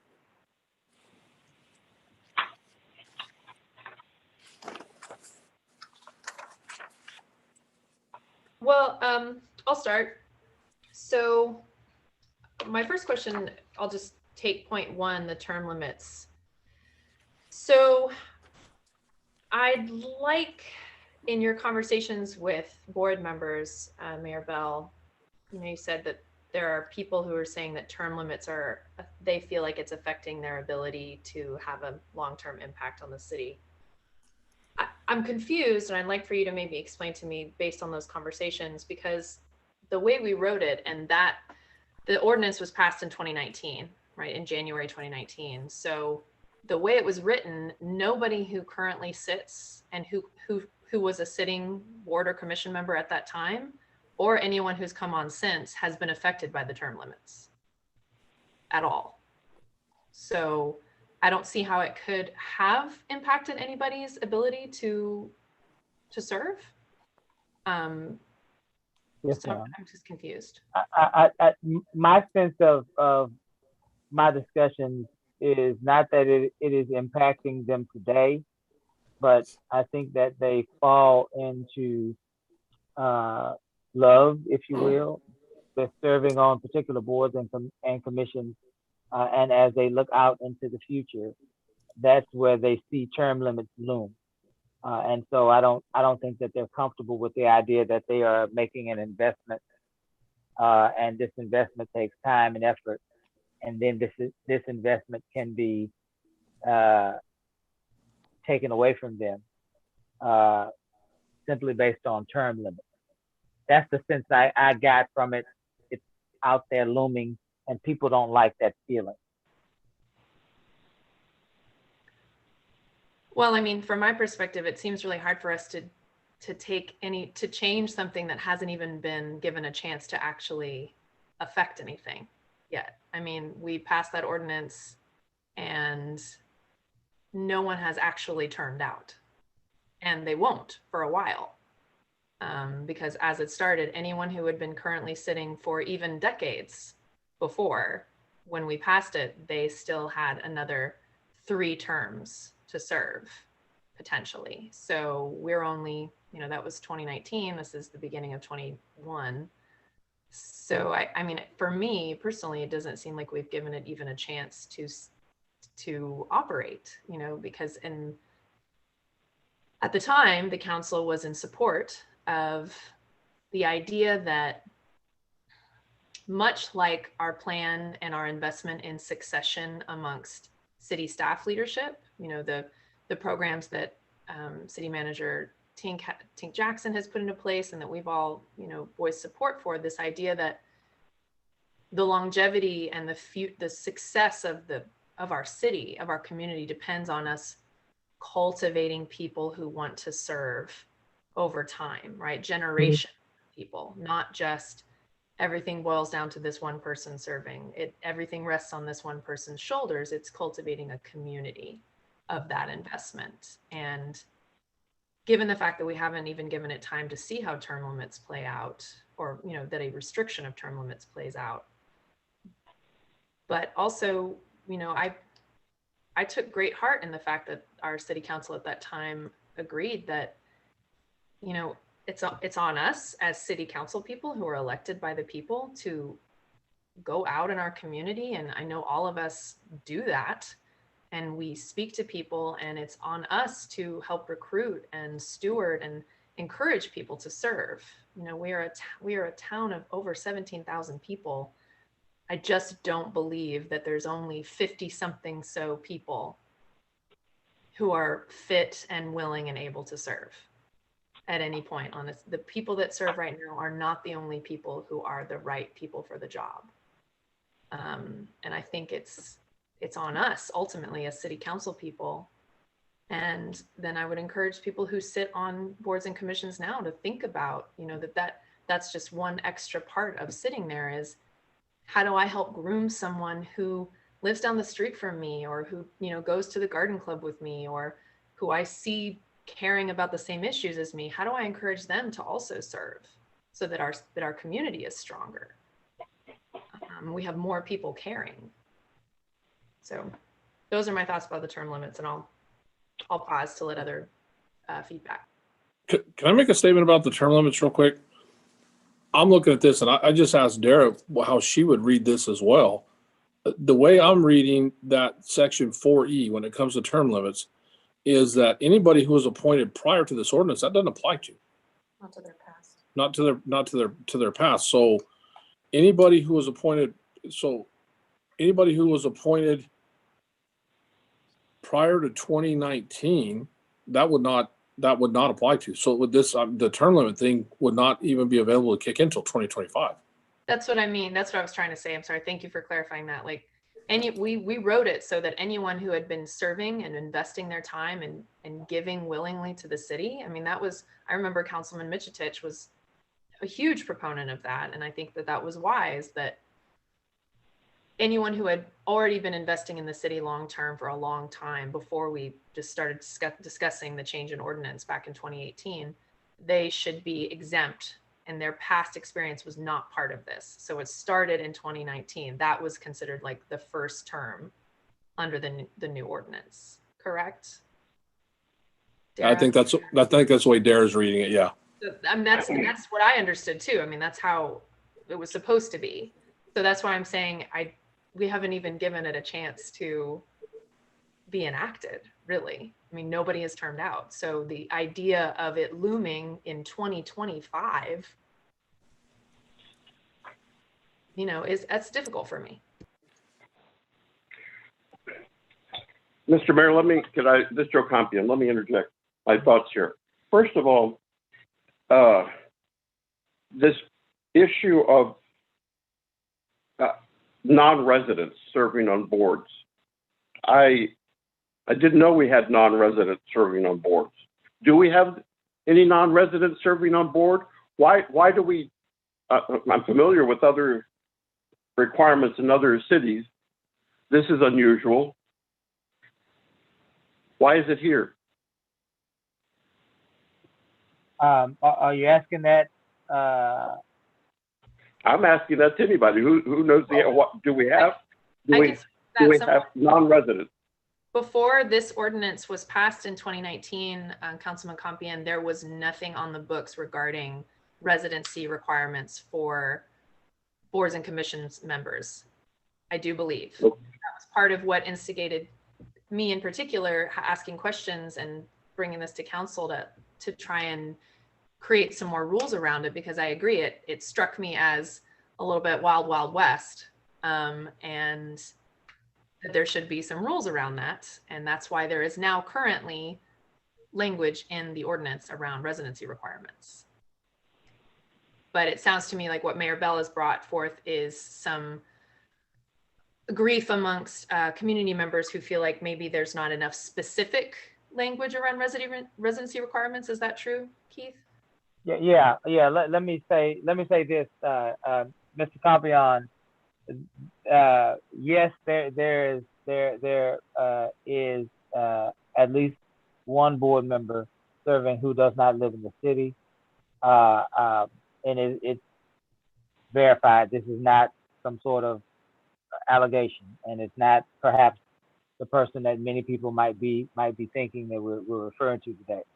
But there are certain folks that live outside of our city limits that serve on boards, and those folks serve on boards in an ex officio capacity, providing a certain level of expertise to those boards. So, for example, if we have a plumbing board, then we would have appointed a plumber to serve on that board, even though that plumber may not live within the city limits, because that plumber is bringing a certain level of expertise to the board. So there are times on our boards that we do have ex officio members who live outside the city because they bring with them a certain level of expertise to their board. There's a person on the Parks Board that does exactly what I just described for you, and so that would be the scenario, Mr. Campion, where folks living outside of our city would serve on boards within our city. But there's a tremendous amount of concern and anxiety around the idea that we can potentially appoint members to our boards and commissions that don't live in our city, and we have no way of verifying that, nor do we have any way of holding those persons accountable, and that's where this issue is coming from. Well, thank you all. I just see that point. This item D, my question pops up to me is that, are there any limits on the amount of non-residents that can be appointed to a board? There's no language here that says that says that there may only be one non-resident appointed to a board to serve for a one-year term as an ex officio non-voting member with unanimous approval of council. And then therefore also extending from that, there's no process associated with submission of the name of a non-resident to come to council and on this. So that's a weakness I see there. Number two, term limits. Term limits, having been going back on boards a while, the first zoning board that we had here in Marque and stuff, the issue I think there, what I've heard from individuals is that, and I'm going to say this, me, because I'm one of those people who support term limits for council people, or for anybody, by the way. That's just where I'm at. I don't intend to be here forever and ever. But what's good for the goose is good for the gander. If the council can serve an unlimited number of terms, then I think the same rules should apply to our committee members.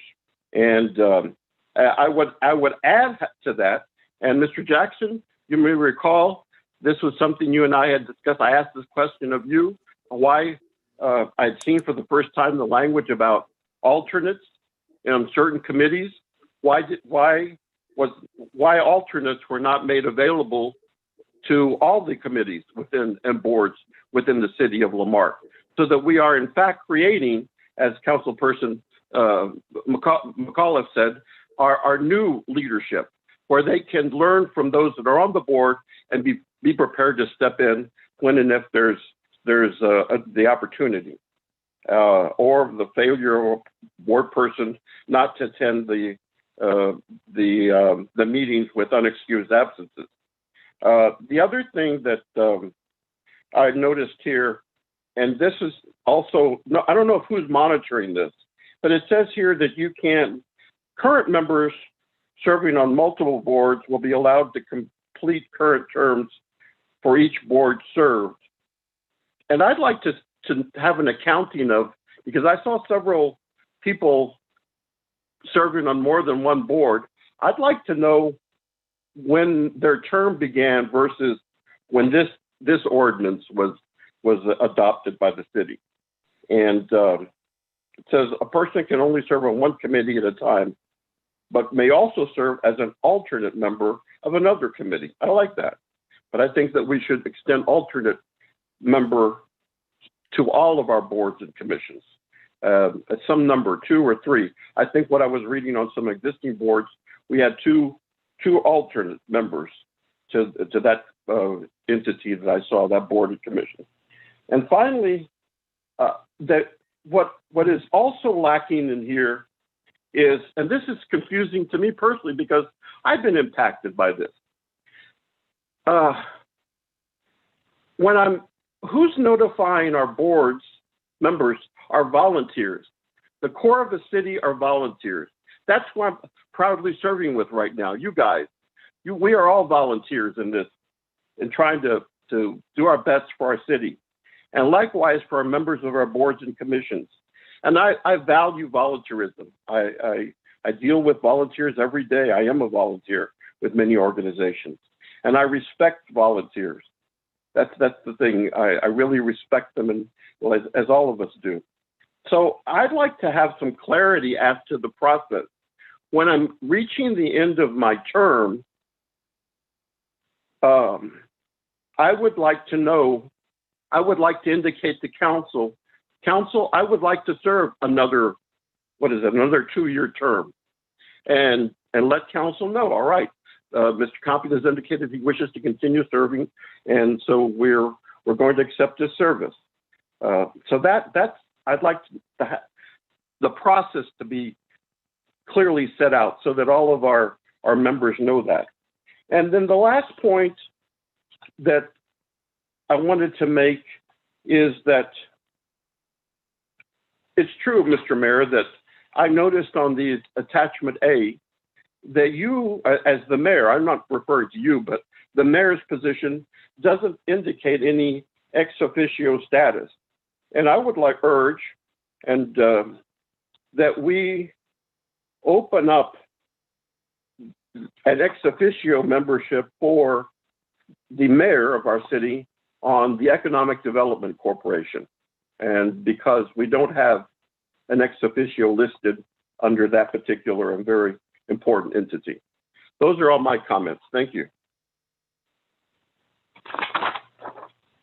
Thank you. Thank you for that. Mr. Mistich, what say you? Yes, sir. I'm in agreement with, if we don't have term limits here on city council, I don't think we should put them on to our volunteers. I do like what Mr. Compion has proposed, that the mayor, there should be a position, a dedicated position, not having to take up another council person's appointment for the mayor to be on the Economic Development Council. I think, and whether we do that in this ordinance or this future council, when they have the charter review, puts it in there. But I think that is important for the mayor to be part of that. I mean, how can you be the leader without being on that board? Yeah, the residency, that is the residency requirement for where you hang your hat. It's not a where the home is where the heart is type deal that applies to voting. Our charters and our ordinances are very specific about residency, and that means where you live. So doesn't mean that you can't have two places, but it's where you actually live. Those are my thoughts. Thank you. Thank you for that, Mr. Mistich. Let me ask this about this residency requirement. Would we, as a council, would we require? Because I may have visited with Robin about this when the complaints reached me as an elected official. And I thought she said, and Robin, please correct me if I'm wrong, because I don't want to mischaracterize what you said. But I thought she said that, and this is good for us to say this tonight, perhaps as well. I thought Robin said that if there is an issue with residency as it relates to seeking elective office, that is a state of Texas Ethics Commission deal that folks would have to make their inquiries or their complaints to the Texas Ethics Commission as it relates to seeking elective office. But as it relates to appointment on boards and commissions, correct me if I'm wrong, Robin, I thought you said that is more in the control of the council. Yes, sir. Yes, sir, it is. Should be, and should be. Thank you. Okay. That's what we talked about though, yeah. That's what y'all are doing now with the boards and commissions, how you set up the ordinance. I think, and you correct me if I'm wrong, Dara, but an elected official goes by, could completely set of rules that an appointed official would from council being appointed. Right? As far as that goes, as far as residency goes. So I would say right now, the residency requirement you have in this ordinance would basically tie back to the standard residency requirements. The legal definition of residency, as Mr. Michitich points out, is not necessarily just where your mailing address is or where you're actually living. There's a lot that can go into that. It sounds like what I'm hearing the council say is that you would like to see something a little more definitive in this particular ordinances as it relates to your appointed officials, and then also a verification process. Is that accurate? Yes. I like that. I like that. Yes. So, Councilwoman McCullough, I haven't heard you yet on your thoughts about the residency issue. How are you feeling about that? Sure. Yeah, I have a couple thoughts. I mean, as you'll remember, I'm the one who really pushed for this ordinance change, in 2018, and I firmly believed then, and I still do, that in order to serve on a board and commission, you should live in the city, and you should actually live in the city. And so I stand by that. The only sort of concerns I have around the concerns are the fact that we're not a detective agency. And I want there to be some clear delineation around, we can have a process. And I think that if it's a simple case of when you submit, you also have to, when you submit an application, you also, in addition to writing down your residence on your application, you submit proof of some kind of bill. I don't know as far as that is legal to prove, similar to the way you get a library card to prove your residency, to prove that you live in the city. And then it ends, because I think there is a very hard boundary we have to have as a city where we're not, again, we're not detectives, and I think there has to be an understanding with the citizenry that we do our due diligence, and that's that. And then, speaking to the ethics of if someone does push up against that, and there is feelings within either on the council or staff even, or the community that someone is doing something that they shouldn't be doing, they are, presenting that they live in the city and they don't, then that's something that I would say I would like to see go to a potential future ethics commission that we create, which is something we have talked about multiple times and is sort of sitting in the background right now. That seems like that would be, in my mind, the perfect place to submit that type of complaint. And that it's less on us on the front end.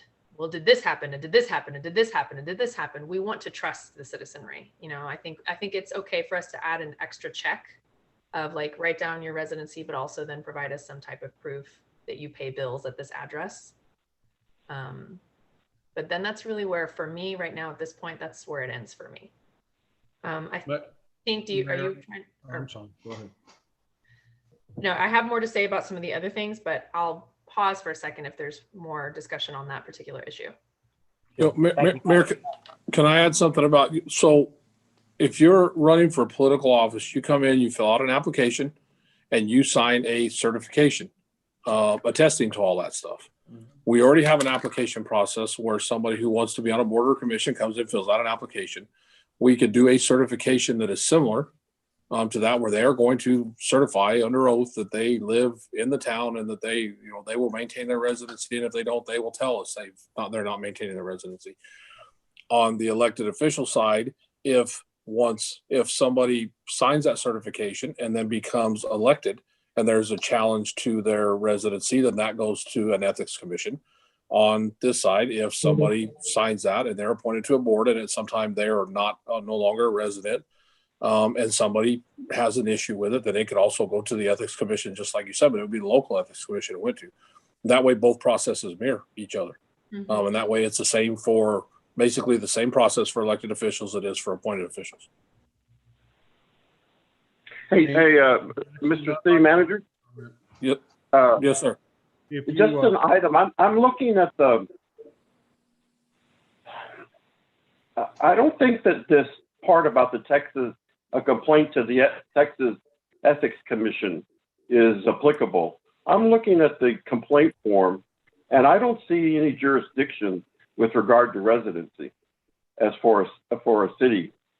Our Dira may have a different opinion there, but I'm looking at it. I'd like to clarify that. You have to be a resident to file the complaint. To be eligible to file a sworn complaint with the commission, an individual must be a resident of this state or must own real property in this state. And this speaks to Councilperson McAuliffe's item about perhaps providing documents for local. They do list certain things like a Texas driver's license, right? Utility bill, a bank statement showing some addresses. So maybe we just need to clarify for our own purposes what are the things that establish residency.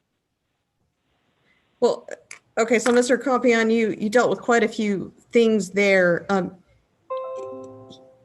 One of the things we've discussed tonight is verifying residency, as the mayor said, for someone applying to be on the ballot to be an elected official. That is subject to a lot of statutory requirements as far as what the city can and cannot do. If we receive a citizen complaint, if they on the face of the application for elected position meet the residency requirements, that's what he's getting at when the mayor said, and Ms. Eldridge said, they can't, just unilaterally decide that we're not going to accept that application if they don't meet the requirements. So that's really what they're getting at. As far as the boards and commissions, I'm not sure I understand what you're saying. That there's a complaint to the Ethics Commission about appointed officials? We're talking about the local. No, I guess I was. Actually, they are two different topics.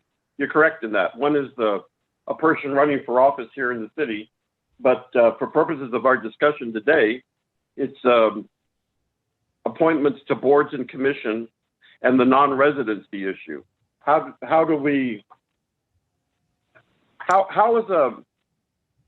a person that is on a board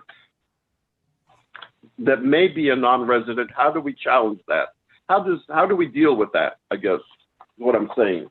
And Councilmember McAuliffe mentioned, maybe we ask for a water bill or something like that. So the ethics complaint certainly lays out some documents that are available to attest to residency. So Mr. Compion, I think what you're getting at is could we use some of those same things to verify residency of appointed officials if there was a complaint? And I would say that's probably accurate. Right now, the process for challenging that is not clear. What Right.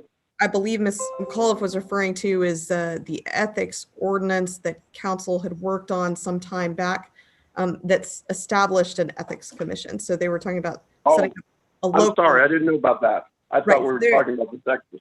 Right. Okay. So I think that's the idea, is that something that could go hand in hand with this would be finalizing the ethics ordinance at a later time. Oh, very good. I did not know that. Thank you. Mayor, I'd like to make a comment about the residency. Certainly, I don't think we need to overcomplicate the thing. The Ethics Commission, first off, that would all still come back to council, and council would have to make the action and everything. And we don't have that established yet. That would probably, in realistic time, it's going to take, once this new council is elected in May, that will be, like a charter review or establishing a separate ordinance at that time. But for our practices and purposes here, I don't want to try to mirror the state. The state is a little cumbersome. And that goes to the Attorney General if you're going to file a complaint about residency. Right here, you've got to go to your local district attorney, and somebody has to actually file a suit. And would that be our city, or would that be an individual? Typically, in an election type thing, most of the time it ends up being an individual, and you got to have some deep pockets to do something like that. What I'm looking at here is strictly if somebody has violated and committed basically fraud. Let's just say that. If you're going to lie or do something, and I'm not saying anyone has, I'm just saying if that comes up and for the purpose of getting onto a board or what have you, we as council,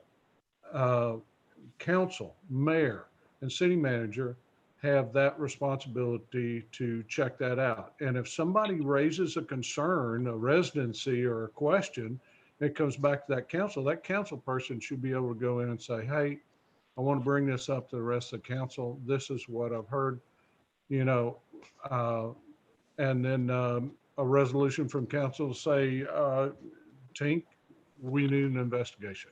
We need to really do it and see if this person is truly living here. It's very simple, and it may not ever even occur, but we need that language in the ordinance. And until we do get an ethics commission, we shouldn't just kick this can down the road. We ought to put something simple in there right now that allows us to do the investigation, or to put it on to you, Tink, as city manager, to do that. Simple, and it doesn't have to be real complicated. That's all. Thanks. Yeah, I like that, what you just said, Councilman Mishich. I like the idea that it would have to be a complaint filed with the council, and that we would be able to then direct the city manager to do the investigation, and he would bring the findings back, and then we would decide as a council. We would decide based on the information that whoever the city manager is and whatever council would be, based on the information that the city manager's office would provide. But ultimately, the goal would be that the council would make the final decision. I think that's very simple. I think that's fair. And I think that it gets to the point. And, to your point, we just simply need to have that placed in this amendment in order for it to be, for it to move forward. Councilwoman McAuliffe, you said you had other areas that you'd like to discuss. Yeah, just real quickly. Thank you, Maribel. The first three are very quick. I just wanted to say I 100% support the idea of the mayor becoming the ex officio non-voting board member for the EDC. I think that is long overdue. The end. I agree. I think that's a great idea.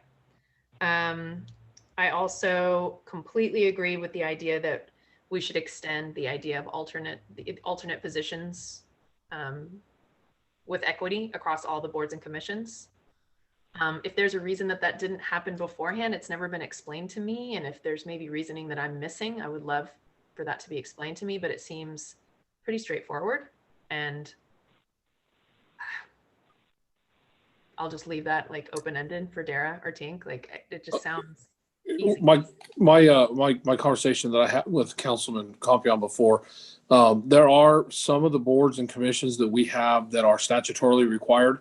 And so there are some limitations on things you can do with those boards. The ones that aren't statutorily required, we can add alternates. I would assume at the time it was set up, the alternates were put with the boards that had a statutory requirement to make sure that we had a quorum for those meetings. That makes sense. That makes sense. And that makes sense as to why, as time went on, it just wasn't added. Well, I fully support that idea that Councilman Compion suggested, putting alternate positions wherever we can in a limited, so it's not overwhelming, but so that we build that succession.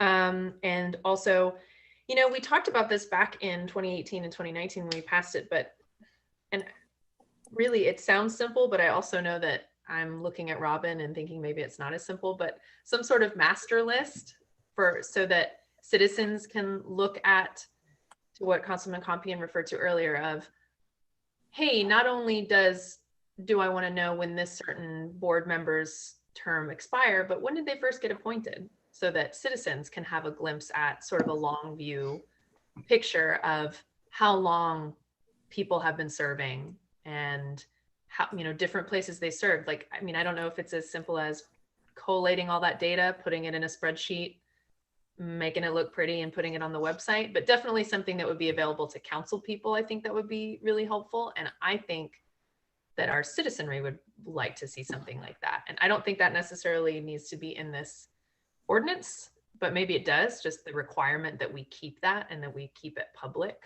I think that could be helpful.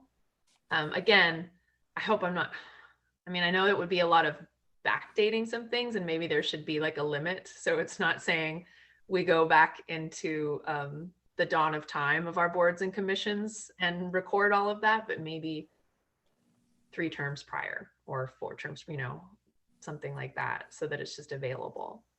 That's one thought I had, and I would like to, I want to hear from Robin on that one, since I know she's the keeper of that data. Councilwoman McAuliffe, that's an excellent idea. I do. Kiara and I, or anybody who's worked in the city clerk's office, we keep a running total of who's been on the board, who's left the board, the reasons why they've left, and on the website. But the website really doesn't show how long each person's been on there, but it won't take Kiara either one very long to get a good list together and put it out there. Oh, awesome.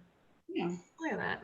Yeah. Okay. Thank you, Robin. Well, And the last note I have is that, I also very much agree that I disagree with how the vote came about several years before, I think years before I even lived here, that council people had no term limits. I firmly believe in term limits for council people. It's part of why I advocated for term limits for boards and commission members. I understand the argument that if we don't, then they should not as well. But I still firmly believe in term limits. And I would say that maybe this is a good instigating moment for me to argue for the fact that we should put it to the citizenry again for limits on council members' terms. I think it's good. I know not everyone agrees with me, but I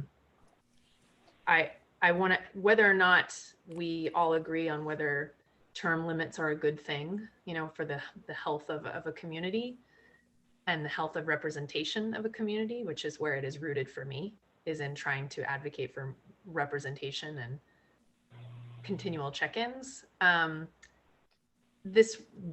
The ordinance as it stands hasn't had a chance to even breathe and actually do what we wrote it to do, because of the aforementioned, the way we wrote it, the way we allowed for those who had invested their time thus far to not have that experience counted against them in terms of making them term out earlier. And I would really like to see it be carried through before it's eliminated, before it's decided that it doesn't work. Because as it is, we would be, if we were to do away with that, we would be saying it doesn't work without actually giving it time to work. And that's all I'll say. Other than that, I'm super excited for these other elements. I think it's been a really great discussion. Thank you, Councilwoman McCullough. Let's see, Tink, do you have a pen? I have a pen. All right, let's see. I would say that next month, the ordinance needs to stand for amendment with, Should we wait until the business meeting to do what you're going to do? I was gonna try to summarize all the things that were being said so that Okay. you could write them down. So that you can write them down and have it ready for us to deliberate on. Is that, did you think I was gonna do something else or? Well, because the direction, well, it doesn't matter if we do, I don't guess it matters now if we do it now or in the business meeting itself. You wanna wait till the business meeting? Let me say it this way then, so that we can get it out there without me formalizing. So Tink, this is what I heard. I heard that folks are on board with the ex officio membership for the position of mayor with the EDC. I heard that folks are on board with having appointed board members sign an affidavit swearing that everything that they've submitted was true.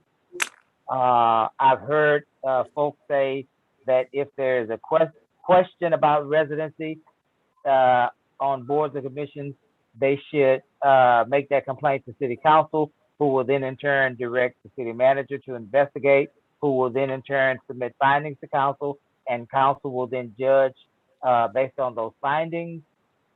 I heard folks say that they would like to add alternate positions, as many as they possibly can, to help grow our boards and commissions. Did I get it all, gang? Did I leave anything out? Darren had a couple other things that she heard, so let's see what she's got real quick.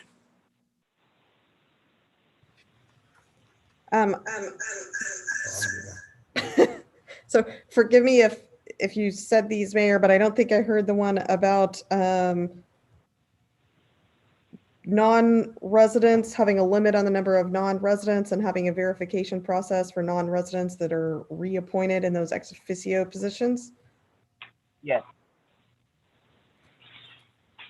And then you wanted a little more definition in your residency requirement. Yes. I believe that's it. Anything else, Council? Is it appropriate to add the keeping a master list of people who've served in their terms and all that here, or should that just be more internal protocol? We'll just take care of that. Yeah, we'll take care of that internally. Okay. Well, whenever we get to the end, Mayor Ballard, can y'all just go through the bullet point list again real quickly? Because I was taking notes and I think I missed some of it. I've got them. Okay. Councilwoman McCullough, when you say end, do you mean the end of this workshop session, or do you mean when we revisit? Right now, yeah, before we move on. Yes, please. Okay. Before you do that, let me say this. When we get to the meeting, I will say that the term limit idea is going to be an up and down thing next meeting. That's what I'm going to say. So we haven't thrown that out. That's just going to be yay or nay based on next meeting. Go ahead, Tink. Okay, so bullet one was for the mayor to be, for the mayor's position to have an ex officio spot on the Economic Development Corporation. 2 was for appointed board member applications to require an affidavit stating residency. 3 was that if there's any questions about residency, that those are to be submitted to the council. The council will then give to the city manager to conduct an inquiry, and then to give those back to council, give findings back to council for them to take action. 4, to make sure that there are equal number of alternate positions on all of our boards. And 5 was to discuss, or was to further line out the non-resident appointments as ex officio members to the board.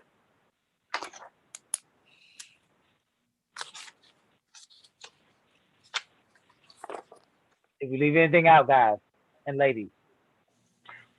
I was just wondering if it would be perhaps in a package that we put together, welcome to or serving on a Lamarck board or something like that, that just lays out, like I said, the desire of a volunteer member to continue serving. They should give us some notice about that. I really support that idea. Is that something that could be in this ordinance, that it's incumbent upon the city to provide information to new members about, you know, train, maybe something about like provide adequate training, and then, you know, the guidelines for serving, and that would include how they indicate we already are required to do it. Yeah, that does. Is that already in our verbiage? Essentially, It's not really in the ordinance, but it's something we're required to do under state law, like the Public Information Act and the Open Meetings Act and the requirements for those things. And we've been talking for a while about fleshing that training out even farther and providing each one of them basically a handbook about serving on boards and commissions and what they can do, what they can't do, that kind of stuff. So we're working on that. Okay, so But the mandatory requirements are told to them when they serve now.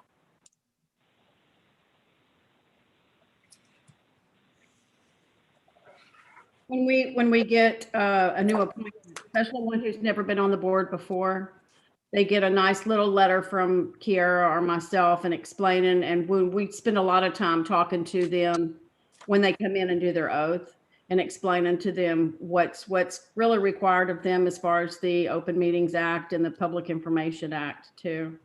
And those two training videos through the AG's office. But we do need to get something a little more formal together. And I guess, Robin, I'm looking at it a bit different. As a person's term comes in, this ledger that Councilperson McAuliffe was referencing, as a person's initial term or terms come to an end, just a notice to them saying a heads up and get a recommitment from them, a yay or nay, that they would like to continue serving. That's all I'm at. Yeah, I know that this came up when y'all were discussing redoing this, amending that ordinance a couple of years ago, and whose responsibility it was. And I think y'all all decided it fell back on the person who appoints them. So it's up to each individual council member who appoints that person to see if they still want to serve again. that is what we decided. But I didn't know that. if you're going to have the affidavit requirement, should we require them to reapply for the second term so they reaffirm that they still live here? I think That might be, that's the way to do it, yeah. Well, we do require, we only keep applications on file for 2 years. So each time someone else is reappointed, we do ask for another application. well, When they maybe take their oath again, we have more of it. Do you say you ask them for that once they've been reappointed? Maybe it's just doing it preemptively, saying if you we- want to serve again, you know, Submit an application. submit an application. That would take care of all of those issues. Okay, we can figure that out in our internal processes. That won't be that hard. Cool. Thanks. Well done, y'all. Anything else, guys?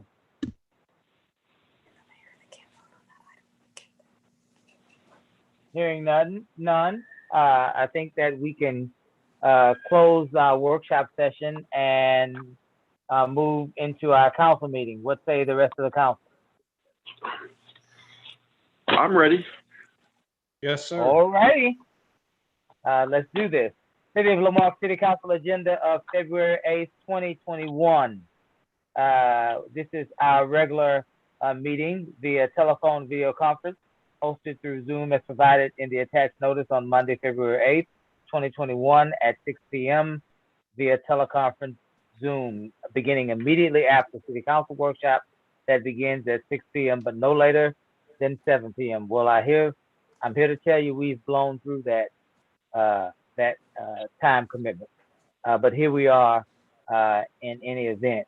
We're going to call this meeting to order. Robin, would you give us roll call for the regular meeting, please? Sure. Councilmember District B. Present. Councilmember District C, Present. District D, Present. and the mayor. Present. Thank you, Robin. Item 3, proclamations and presentations. Black History Month, February. The office of the mayor of the city of Lamarque proclamation.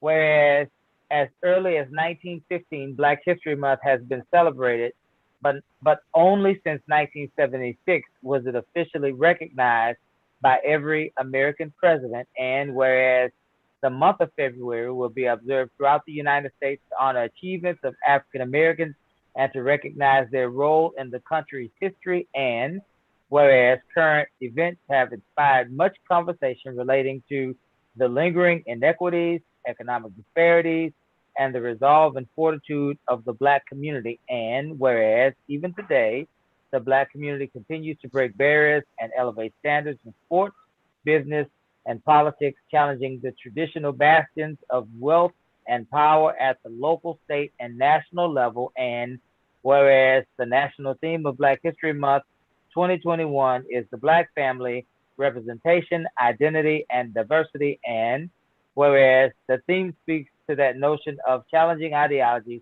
bringing forth a new vision of the Black family in its wholeness, both by traditional and non-traditional standards, therefore highlighting the diversity within the community. And now, therefore, we, the mayor and council, urge all citizens and businesses to join and hereby proclaim the month of February 2021 as Black History Month in Lamarque, and encourage all citizens to join all of us in recognizing the month of February as Black History Month, in testimony whereof witness my hand and the seal of the city of Lamarque this 8th day of February 2021, Keith Bell, Mayor. All right.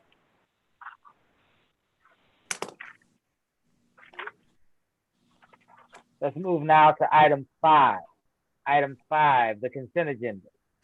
Item 5A, consider recommendations regarding adopting resolution number R-2021-0004, approving the aerial spraying of mosquitoes by Galveston County Mosquito Control District as required on a yearly basis by the Federal Aviation Administration. Mayor, you skipped the approval of the minutes, item 4. Yep. I'm sorry. Let's go back. Thank you for that, Mr. Jackson. Item 4, approval of minutes. I take it that we can take all these together. Yes. Let's move to item 4A through C. Approval of minutes. Workshop meeting. Item A, workshop meeting minutes of January the 11th, 2021. Item B, regular meeting minutes of January the 11th, 2021. Item C, special meeting minutes of January 19, 2021. I'll entertain a motion. So move. Is there a second? Second. Are there any corrections? Any omissions? Hearing none, we'll call for the vote. All those in favor? Aye. Aye. Opposed? Now we are on item 5A of the consent agenda. Consider recommendation regarding the adopting of resolution number R-2021-0004, approving aerial spraying of mosquitoes by Galveston County Mosquito Control District as required on a yearly basis by the Federal Aviation Administration. I'll entertain a motion. So moved. A second? A second. All those in favor? Aye. Any opposed? Item 6A, public hearing. Conduct a public hearing to hear public input regarding adopting ordinance number 0-2021-0001, amending the fiscal year 2021 budget by increasing various accounts expenditures and decreasing various fund balances as set forth in Exhibit A. We'll close the regular meeting at, what's the time, Robin? It's 8:25. We'll open the public hearing at 8:25. Is there anyone on this call wishing to speak to item 6A? Anyone on the call wishing to speak to item 6A? Hearing none, we'll close the public hearing at what time, Robin? Till 8:25. And we'll reopen the regular scheduled meeting, I assume, at 8:25, and we'll consider item 7, old business, item 7A, discussion possible action regarding adopting ordinance number O-2021-0001, amending the fiscal year 2021 budget by increasing various accounts, expenditures, and decreasing various fund balances as set forth in Exhibit A. This is the second and final reading. I'll entertain a motion.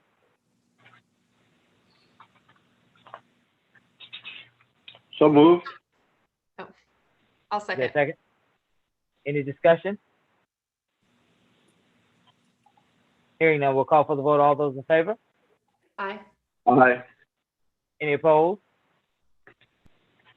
Item 8, new business. Item 8A, discussion possible action regarding adopting resolution number R-2021-0005, designating members of the city council as representative and official alternate to the General Assembly of the Houston Galveston Area Council for the year 2021. It sounds like, gang, that we have 2 willing participants, less Mr. Mishtich and myself. And so the discussion would, I assume, need to be who wants to be the primary and who wants to be the alternate. I thought we had a councilperson, McAuliffe was the primary, right? Councilperson? Yeah. That sounds good to me. Yeah. So that works for me if that works for Councilwoman McAuliffe. Mr. Compion, That's fine. would you serve as the alternate? Yep. Yes, sir. Very good. I'll entertain a motion to that effect. So moved. Is there a second? Second. Any other discussion? Hearing none, we'll call for the vote. All those in favor?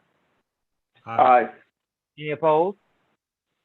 Item 8B, discussion possible action regarding the adopting resolution number R-2021-0006, authorizing the submission of a grant application for the First Responder Resiliency Program to the Office of the Governor, Criminal Justice Division. I'll entertain a motion. I move that we approve. Just a second. Yeah. Second. Any discussion? Hearing none, we'll call for the vote. All those in favor? Aye. Aye. Any opposed?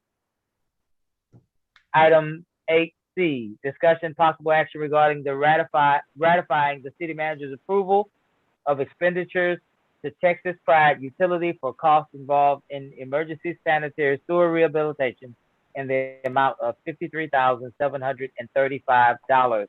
I'll entertain a motion. So moved. So moved. Is there a second? Second. Any discussion? Hearing none, we'll call for the vote. All those in favor? Aye. Any opposed? Item 8D, discussion possible action regarding approving a plat for Walgreens Lamarque near 1832 FM 1765 with conditions. 1, that a corrected final plat is submitted to the city that includes the building setback lines for the C-1 General Commercial and Thoroughfare Overlay District Zoning District. 2, that a subordination agreement is submitted to the city. And 3, that original tax certificates are submitted to the city prior to the filing of the plat. I'll entertain a motion.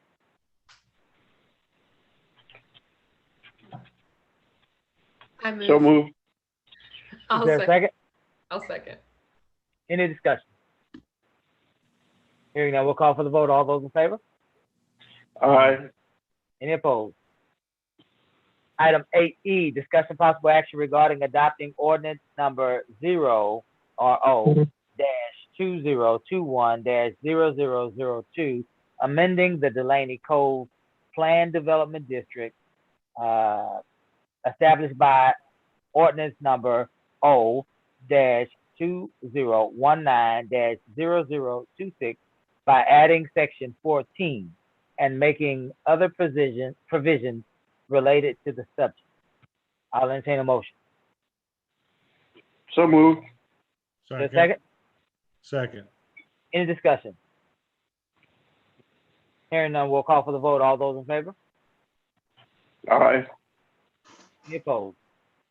Item 8F, discussion possible action regarding adopting ordinance number O-2021-0003, amending the fiscal year 2021 for 1764 water plant pump project by increasing various account expenditures and revenues as set forth in Exhibit A. I'll entertain a motion. So moved. A second. I second. Any discussion? Hearing none, I'll call for the vote. All those in favor? Aye. Aye. Any opposed? 8G, discussion possible action regarding approving precision pump system quote for pump improvement to the booster pumps at the 1764 water plant, not to exceed $225,000, and authorizing the city manager to execute contract documents and or purchase orders necessary to complete this purchase under the city's interlocal agreement with by board. I'll entertain a motion. So moved.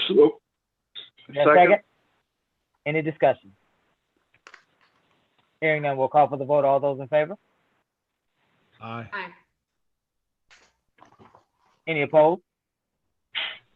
Item 8H, discussion possible action regarding the award of bid for the Westwood Subdivision Drainage Improvement Project number 19100-14 to Aranda Brothers Construction Company Incorporated in the amount of $122,197.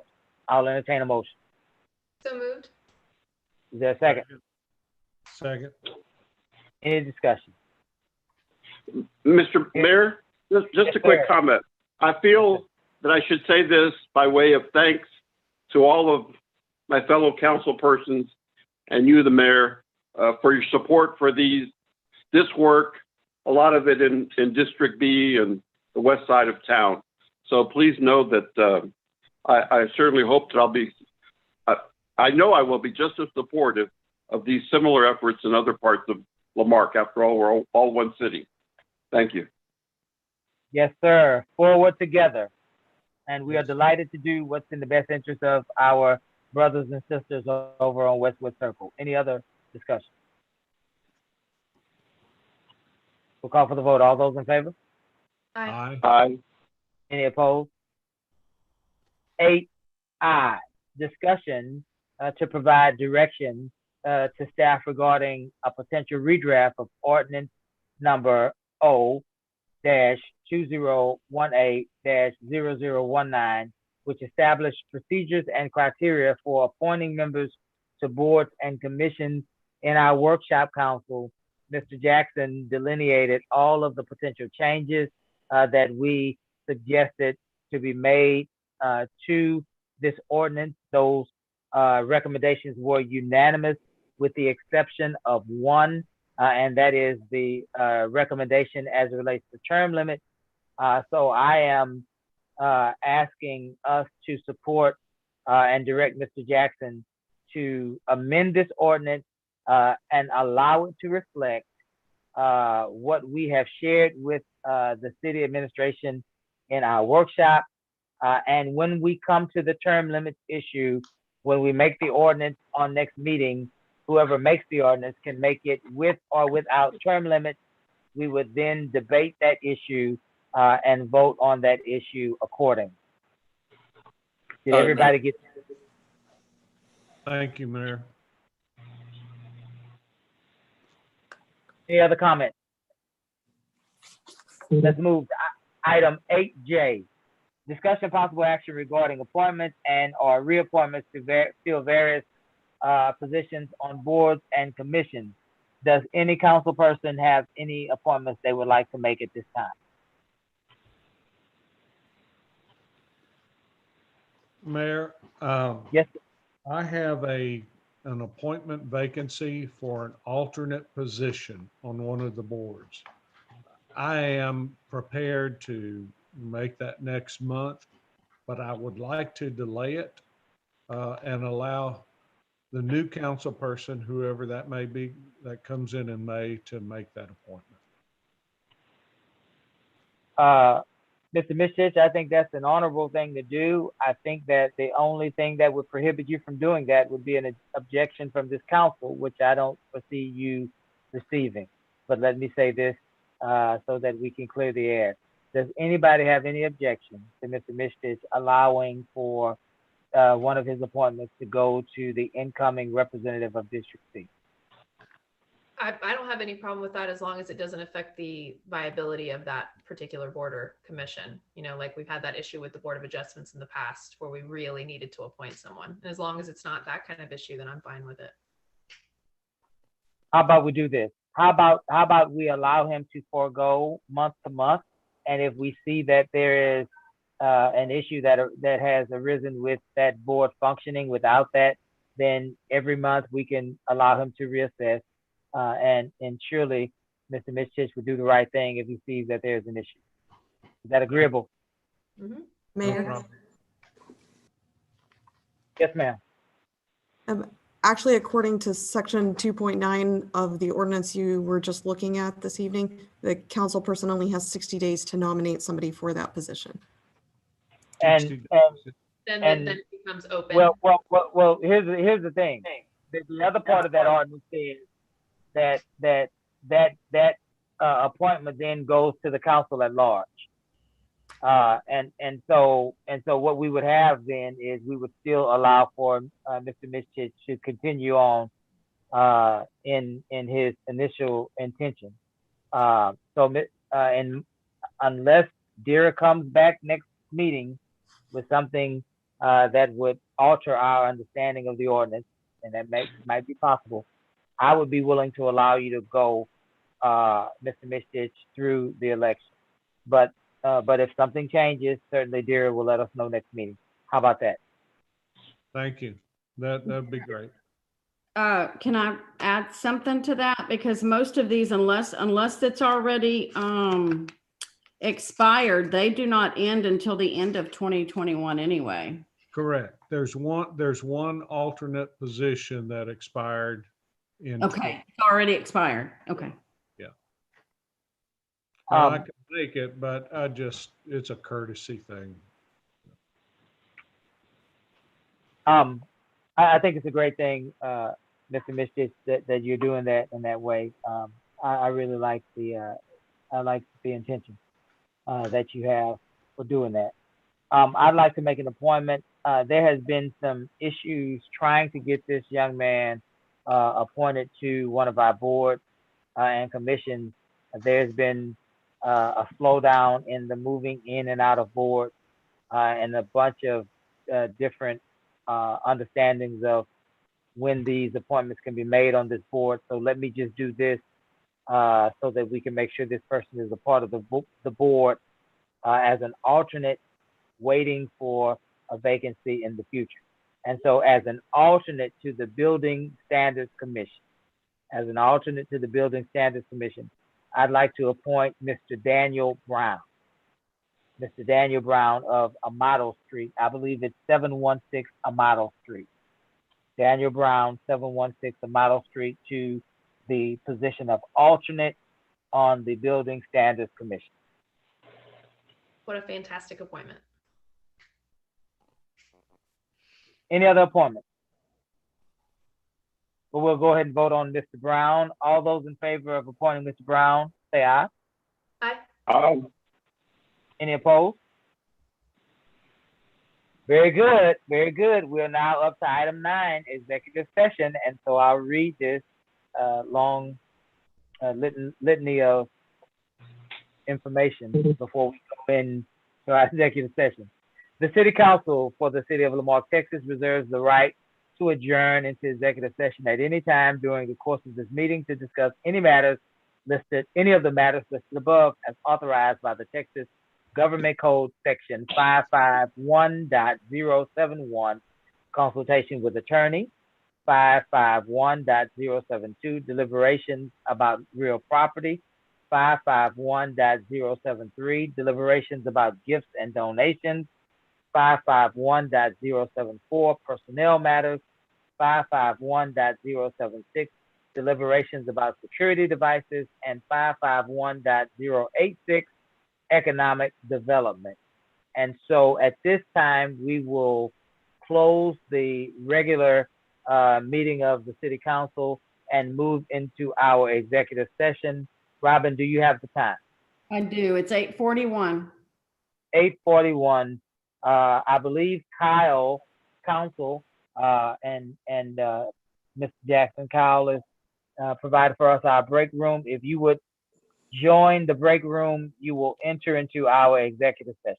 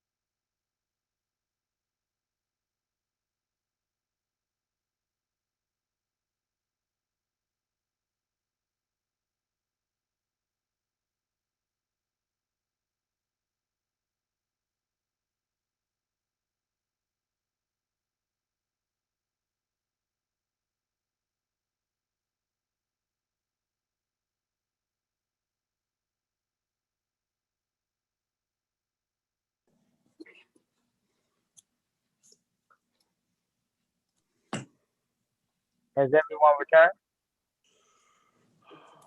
The only one I don't see is Councilman Compion.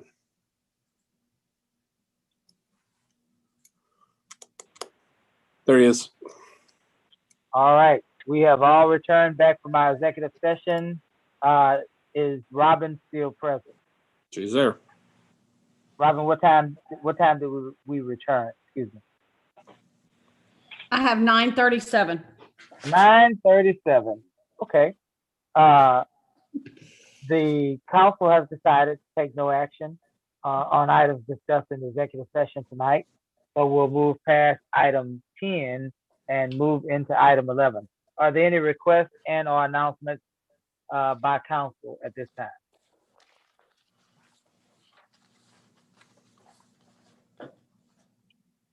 Hearing none. I'm sorry. Okay. Sorry, I Go was ahead, having go a ahead, mute go ahead. issue. Yes, ma'am. I have just 2 requests for the next meeting. I believe, if my notes are correct, that back when we voted on the juvenile curfew ordinance. Do you have an update? I have an update. Actually, when you finish, that's scheduled, and I will tell you about it in the update. Oh, great. Okay. Well, so I should stop saying that I'm ready for our update. I was pretty sure it was supposed to come in February. There it is. That's what I was gonna say. And so I just wanted to make sure that we're getting it, but it sounds like we're already on it. Thank you very much. And I wanted to revisit the question of when we had discussion about vaccines for staff, and I made the pie in the sky suggestion of how can we incentivize legally our staff getting vaccines. I just wanted to bring that back up. I know we've had talks about it. I know that it has not gone away. I just wanted to make it public record that I want to keep hearing about that. Yeah, we've been looking into that. There's a lot of debate right now about what you can and can't do. So we're working our way through that right now, trying to figure it out. I figured. All right. And then after that, I just thank you. I thank you, everybody. Thank you, legal counsel. You've been really pulling extra weight, and both inter and intra legal counsel issues. Thank you so much. And thanks, everybody. Happy Mardi Gras. Happy Valentine's Day. All that stuff. Mayor, I have a couple of items. Yes, sir. For Mr. Jackson, for the next meeting, I'd like a report to be provided to council as far as the status of the TERS district and its current balances, what's been allocated this year, where it's held, what the expensive has been incurred out of that, or prepaid or repaid, but just a financial report and update for the council for the next meeting. Secondly, I would like to say to everyone, we think about and we see on social media and we see on the news media a lot of things about Black History Month. Well, folks, I'm 68 years old, and I want to turn back the clock. Mayor Bell, when you were a kid in elementary school, what were we taught as far as Black history? George Washington Carver. There were a few names out there, but it wasn't near what we are as a country and a people. Things have really changed for the positive, and I think that we educate our youth, and that's where the future is. And I want to thank you for the youth initiative that you have put forth. I know there's been other people, but Mayor, thank you. That's all I have. Thank you. Thank you, Mr. Mitchell.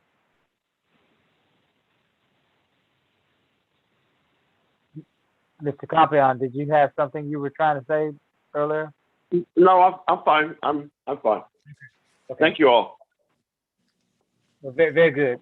Mr. Mishich, I'd like to thank you for those kind words. Certainly, we have attempted as a council, our previous council, to do many things for our young people.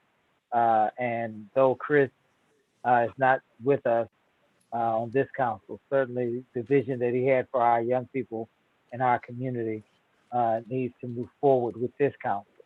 And so we are in the initial stages of that. We believe we'll have tremendous response. And certainly once we're able to prove this concept in our community with our community stakeholders, the first place that I'd like to bring this to is our council, provided that we can prove the concept in the community. I believe proving the concept in the community is first and foremost a priority, and then we bring things that work well to our city government so that they can implement those things. Mr. Jackson, I just wanted to remind all of us that there will be, it sounds like 2 special meetings this month, gang, so let's be prepared. Sounds like we will have a special meeting as it relates to items from the executive session, but there will also be a special meeting this month as it relates to the initial actions of our Safe City initiative. Those things that we shared with Mr. Jackson, we gave him direction last meeting. He's working on putting those things together with the how-tos and the how-muches along with those things. And so also Councilwoman McAuliffe wanted us to meet with a few community stakeholders as organizations to see if they can find synergy with what we're trying to do. Those things will happen sometime in the month of February. We wanted to update council and update the community. Mr. Jackson and his staff still working on these issues. They'll happen sometime this month. Stay tuned, and you will certainly see the council take more action to move this city toward being the safest city in Texas, as we all know that we will be. If there's nothing else, we enjoyed our time together tonight. Go ahead. Mr. Mayor, can we, while I've got all the council here, is everybody available on the 23rd? We're looking at a Tuesday for the Safe City Initiative meeting because one of the individuals that Councilwoman McAuliffe had requested to be at that meeting to represent one of the groups. The reason we did not have her here tonight was because Monday nights are a night that she has prior engagements. So that was why we pushed off the Safe City Initiative tonight, and based on the time, I think I'm glad we did. So I need to see if everybody will be available on the 23rd of February for the second meeting of that at 6 p.m. And that's when we would also do the curfew report. Dean, can we do the 24th rather than the 23rd? 24th of Wednesday. Is everybody okay with the 20th? Do you remember what day she had school, Casey? I can look very quickly. Was it Monday and Wednesday? I don't remember off the top of my head, but let me look. Give me one quick moment. I'm sure she can tell. And Casey, Wednesdays are really bad for me, so if we can check Thursdays.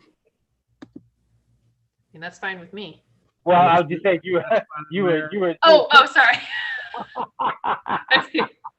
It was in an email, and I think it was 25th. The 25th, Mayor. Yes, sir. Stand by, everyone. I'm looking. I'm looking to see. I'm clear. That's good. Okay. Thank you. Oh, dang this computer. Hold on. Let's just make sure that works with the presenter schedule. Okay. It is Monday, Wednesdays. Good okay, memory. so Thursday will be fine. Better. Mm-hmm. Okay, so 2/25, the Thursday, the 25th at 6 p.m. will be the next Safe City Initiative meeting, and we will work on getting the rest of those reports done, and we will have the curfew ordinance report at that meeting as well. And then I will have to coordinate the other meeting. I'll have to talk to that group and start getting some dates and times until we can, let's just see if we can find a time where everybody can work together on that one. We'll maybe shoot for doing that one on a Monday because hopefully there's no limitations on a Monday. So maybe even looking at doing that one on Monday, the 22nd, since that one will be limited to one item. I hate to do this. That will be hard for me, but I